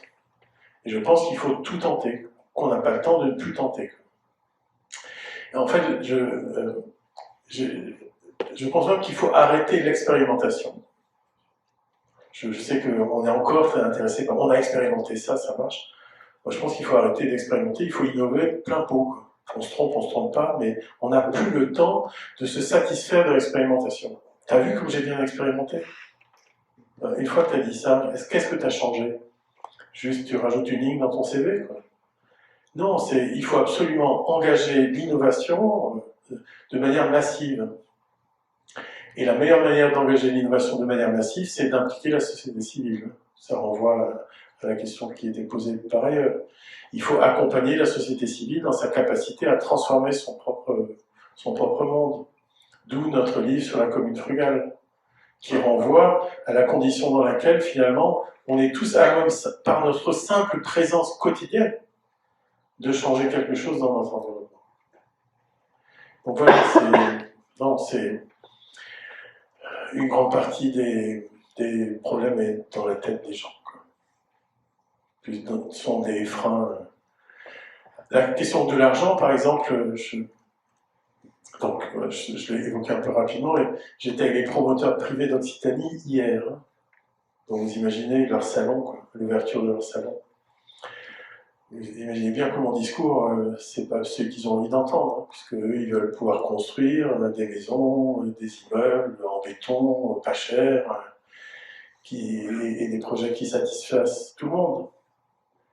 Et chaque fois, on se dit, mais et l'argent dans tout ça? C'est une fausse question. Si on continue à vouloir faire la même chose qu'avant, oui, ça va coûter plus cher. Donc c'est aussi ce qu'on a à faire qui doit changer. Quand on parle de la métamorphose de nos métiers, il y a aussi la métamorphose de ce qui est à produire par les promoteurs. Pour moi, et ma réponse a été très claire sur ça, si vous faites des logements comme vous les faites aujourd'hui, ils seront invivables dans 2-3 ans. Donc les gens y mettent leur fortune, leur vie, dans l'achat d'un logement. Faites au moins en sorte que ce logement puisse passer le siècle. Et ça veut dire quoi? Ça veut dire mettre l'argent sur le clos et le couvert, sur la boîte. Le reste, t'imagines que cette moquette, elle est changée au bout de quoi, de 5 ans, enfin, tout l'intérieur de seconde œuvre, c'est pas important, quoi. Et si on arrête de mettre du marbre, par exemple, enfin, bon, je dis ça en riant, mais il faut s'investir sur la boîte, faire en sorte que cette boîte-là assume le face-à-face avec le temps qui arrive, avec les temps qui viennent. Le reste, la vie intérieure, la vie à l'intérieur, pas la vie intérieure, c'est important, la vie à l'intérieur, elle sera faite, refaite, redéfaite, c'est lié au goût, au mode, c'est lié à des usures. Voilà. Donc, il faut changer ce que eux appellent les produits. Le logement est un produit pour eux. Donc voilà, je ne suis pas certain qu'ils aient tout entendu, mais je le dis.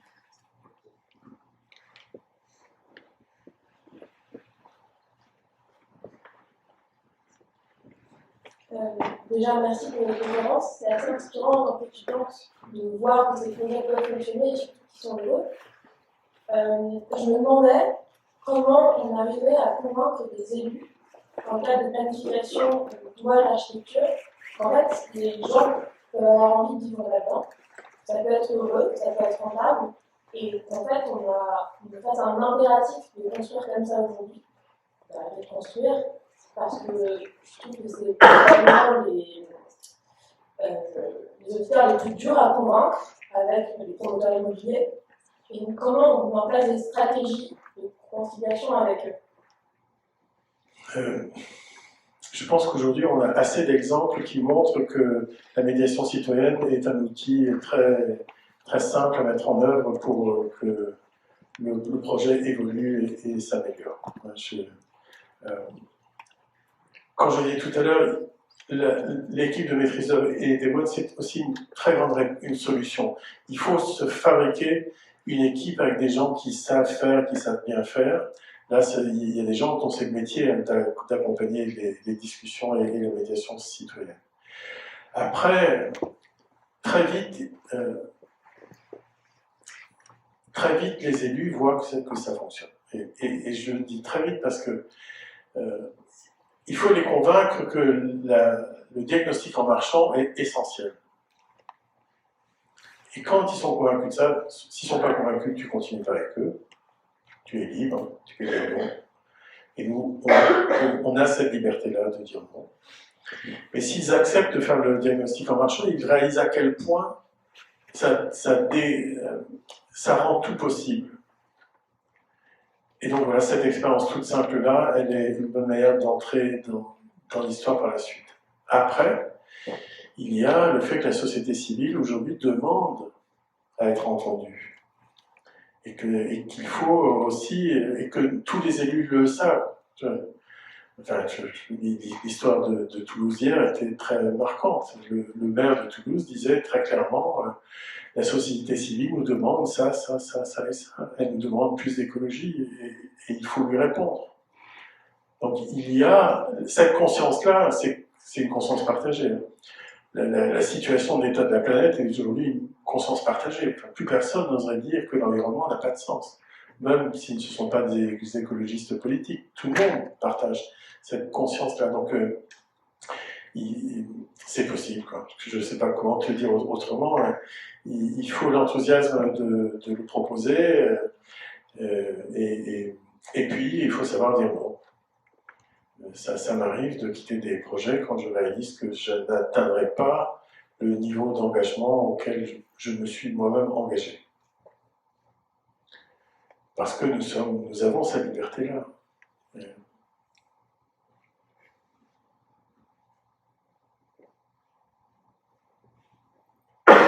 Bonjour, moi j'ai une question un peu terre à terre. Comment vous faites dans vos projets, si vous travaillez en couple, quel rapport que vous entretenez avec le sol, l'ancrage à un sol, à un territoire, de manière très concrète, en termes de matériaux biosourcés? J'essaie de couler le moins possible de béton dans le sol. Voilà. Donc le PVC, moi j'aime beaucoup.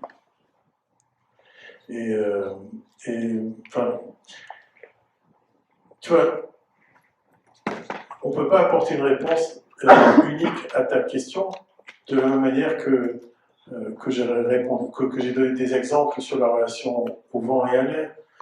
Chaque sous-sol est différent, et donc chaque réponse doit correspondre au sous-sol sur lequel tu travailles. Mais couler le moins possible de béton dans le sol, c'est effectivement quelque chose qui m'intéresse beaucoup. Tu vois, dans le cadre de la réglementation environnementale 2020, la RE 2020, comme il voulait autoriser une moindre utilisation du carbone, et qu'en même temps, ils savent bien que dans les constructions, il y a des sous-sols qui sont faits pour du parking. Dans le calcul carbone, on ne compte que le niveau haut du parking et pas les niveaux en dessous. Parce que sinon, ils n'arriveraient jamais au niveau au niveau cohérent, au niveau attendu de réduction du carbone. Donc tu vois, enfin, je te dis ça parce que la réglementation, moi aussi, j'y crois pas plus que ça, mais c'est compliqué, quoi. Bref, en tout cas, la relation au sol, on essaie de la faire la plus légère possible. Et je ne suis pas comme les Indiens australiens qui disent qu'on ne touche pas la terre parce qu'on la blesse. Je n'en suis pas là, mais je m'attache à blesser le moins possible la terre. Bonjour, Gwenaël, je suis breton également. Il se trouve surtout que je suis adjoint à l'urbanisme dans ma petite commune du Morbihan, près de Lorient. Et mon intervention, c'est plus sur deux constats. Le premier, c'est que dans notre petite commune, nous avons travaillé avec le CAE du Morbihan pour réaménager le centre-bourg en associant la population pour récolter tous les avis. Ce que vous évoquiez tout à l'heure, en intégrant la société civile aux décisions. Et le constat aujourd'hui, c'est que ce qui a été fait enchante tout le monde, puisqu'on peut dire que ça a été une démarche globale. Ma seconde remarque, c'est, étant adjoint à l'urbanisme, je instruis les permis de construire, et je constate que les sociétés bretonnes, du moins dans le pays de l'Orient, du Morbihan, pour lesquelles les permis de construire sont déposés, sont aujourd'hui tout engagés dans une démarche béton, matériaux, on va dire, traditionnels. J'ai instruit, je crois, sur les quelques dernières années, ça fait 8 ans que je suis élu, mais comme c'est une petite commune, le nombre de permis n'est pas très conséquent, on va dire c'est 40 à 50 dossiers. Sur 40 à 50 dossiers, j'ai eu une demande des permis de construire en ossature bois.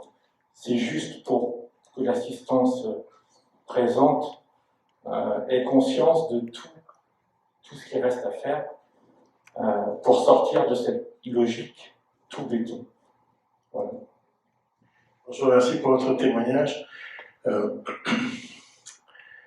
J'ai été le premier à recevoir le prix du projet citoyen en 2010, en 2011, pour 10 ans de travail en co-conception dans le bourg de Plourain-les-Morlaix. Ça a commencé en 91 et on a terminé en 2004. Et effectivement, aujourd'hui, on voit bien que les espaces du centre de Plourain appartiennent au Plourainois. Et encore aujourd'hui, 20 ans plus tard, pas plus que ça. Donc oui, je vous remercie d'avoir témoigné sur le fait que ça marche et que ça fonctionne. C'est aussi une manière de répondre à la question qui était posée par cette étudiante juste avant vous. En ce qui concerne la construction, c'est vrai que les constructeurs de maisons individuelles, il faut les mettre en situation de ne pas pouvoir faire ce qu'ils ont à faire. Ou en tout cas de devoir changer. Ça commence par changer la forme des parcelles. Dès qu'on dessine une parcelle qui permet de poser un petit volume au milieu, on ne maîtrise plus rien. Donc nous, on est pour les parcelles de petite dimension et étroites, c'est-à-dire qu'ils aient à réinventer leur modèle. Et on le voit bien sur je suis urbaniste de Passé depuis 1996, vous voyez, ça fait une longue histoire. Et on a un nombre assez important de maisons réalisées, en tout cas signées par des architectes. Justement parce que les constructeurs ne s'en sortaient pas avec le type de parcelles qu'on leur a proposé. Et la maison, enfin, en tout cas dans des contextes comme ceux-là, ça n'est pas le cas ici, mais dans des contextes comme ceux-là, est une vraie possibilité de première commande pour les architectes, même si la maison de demain, il y en aura moins, la réhabilitation arrivera davantage.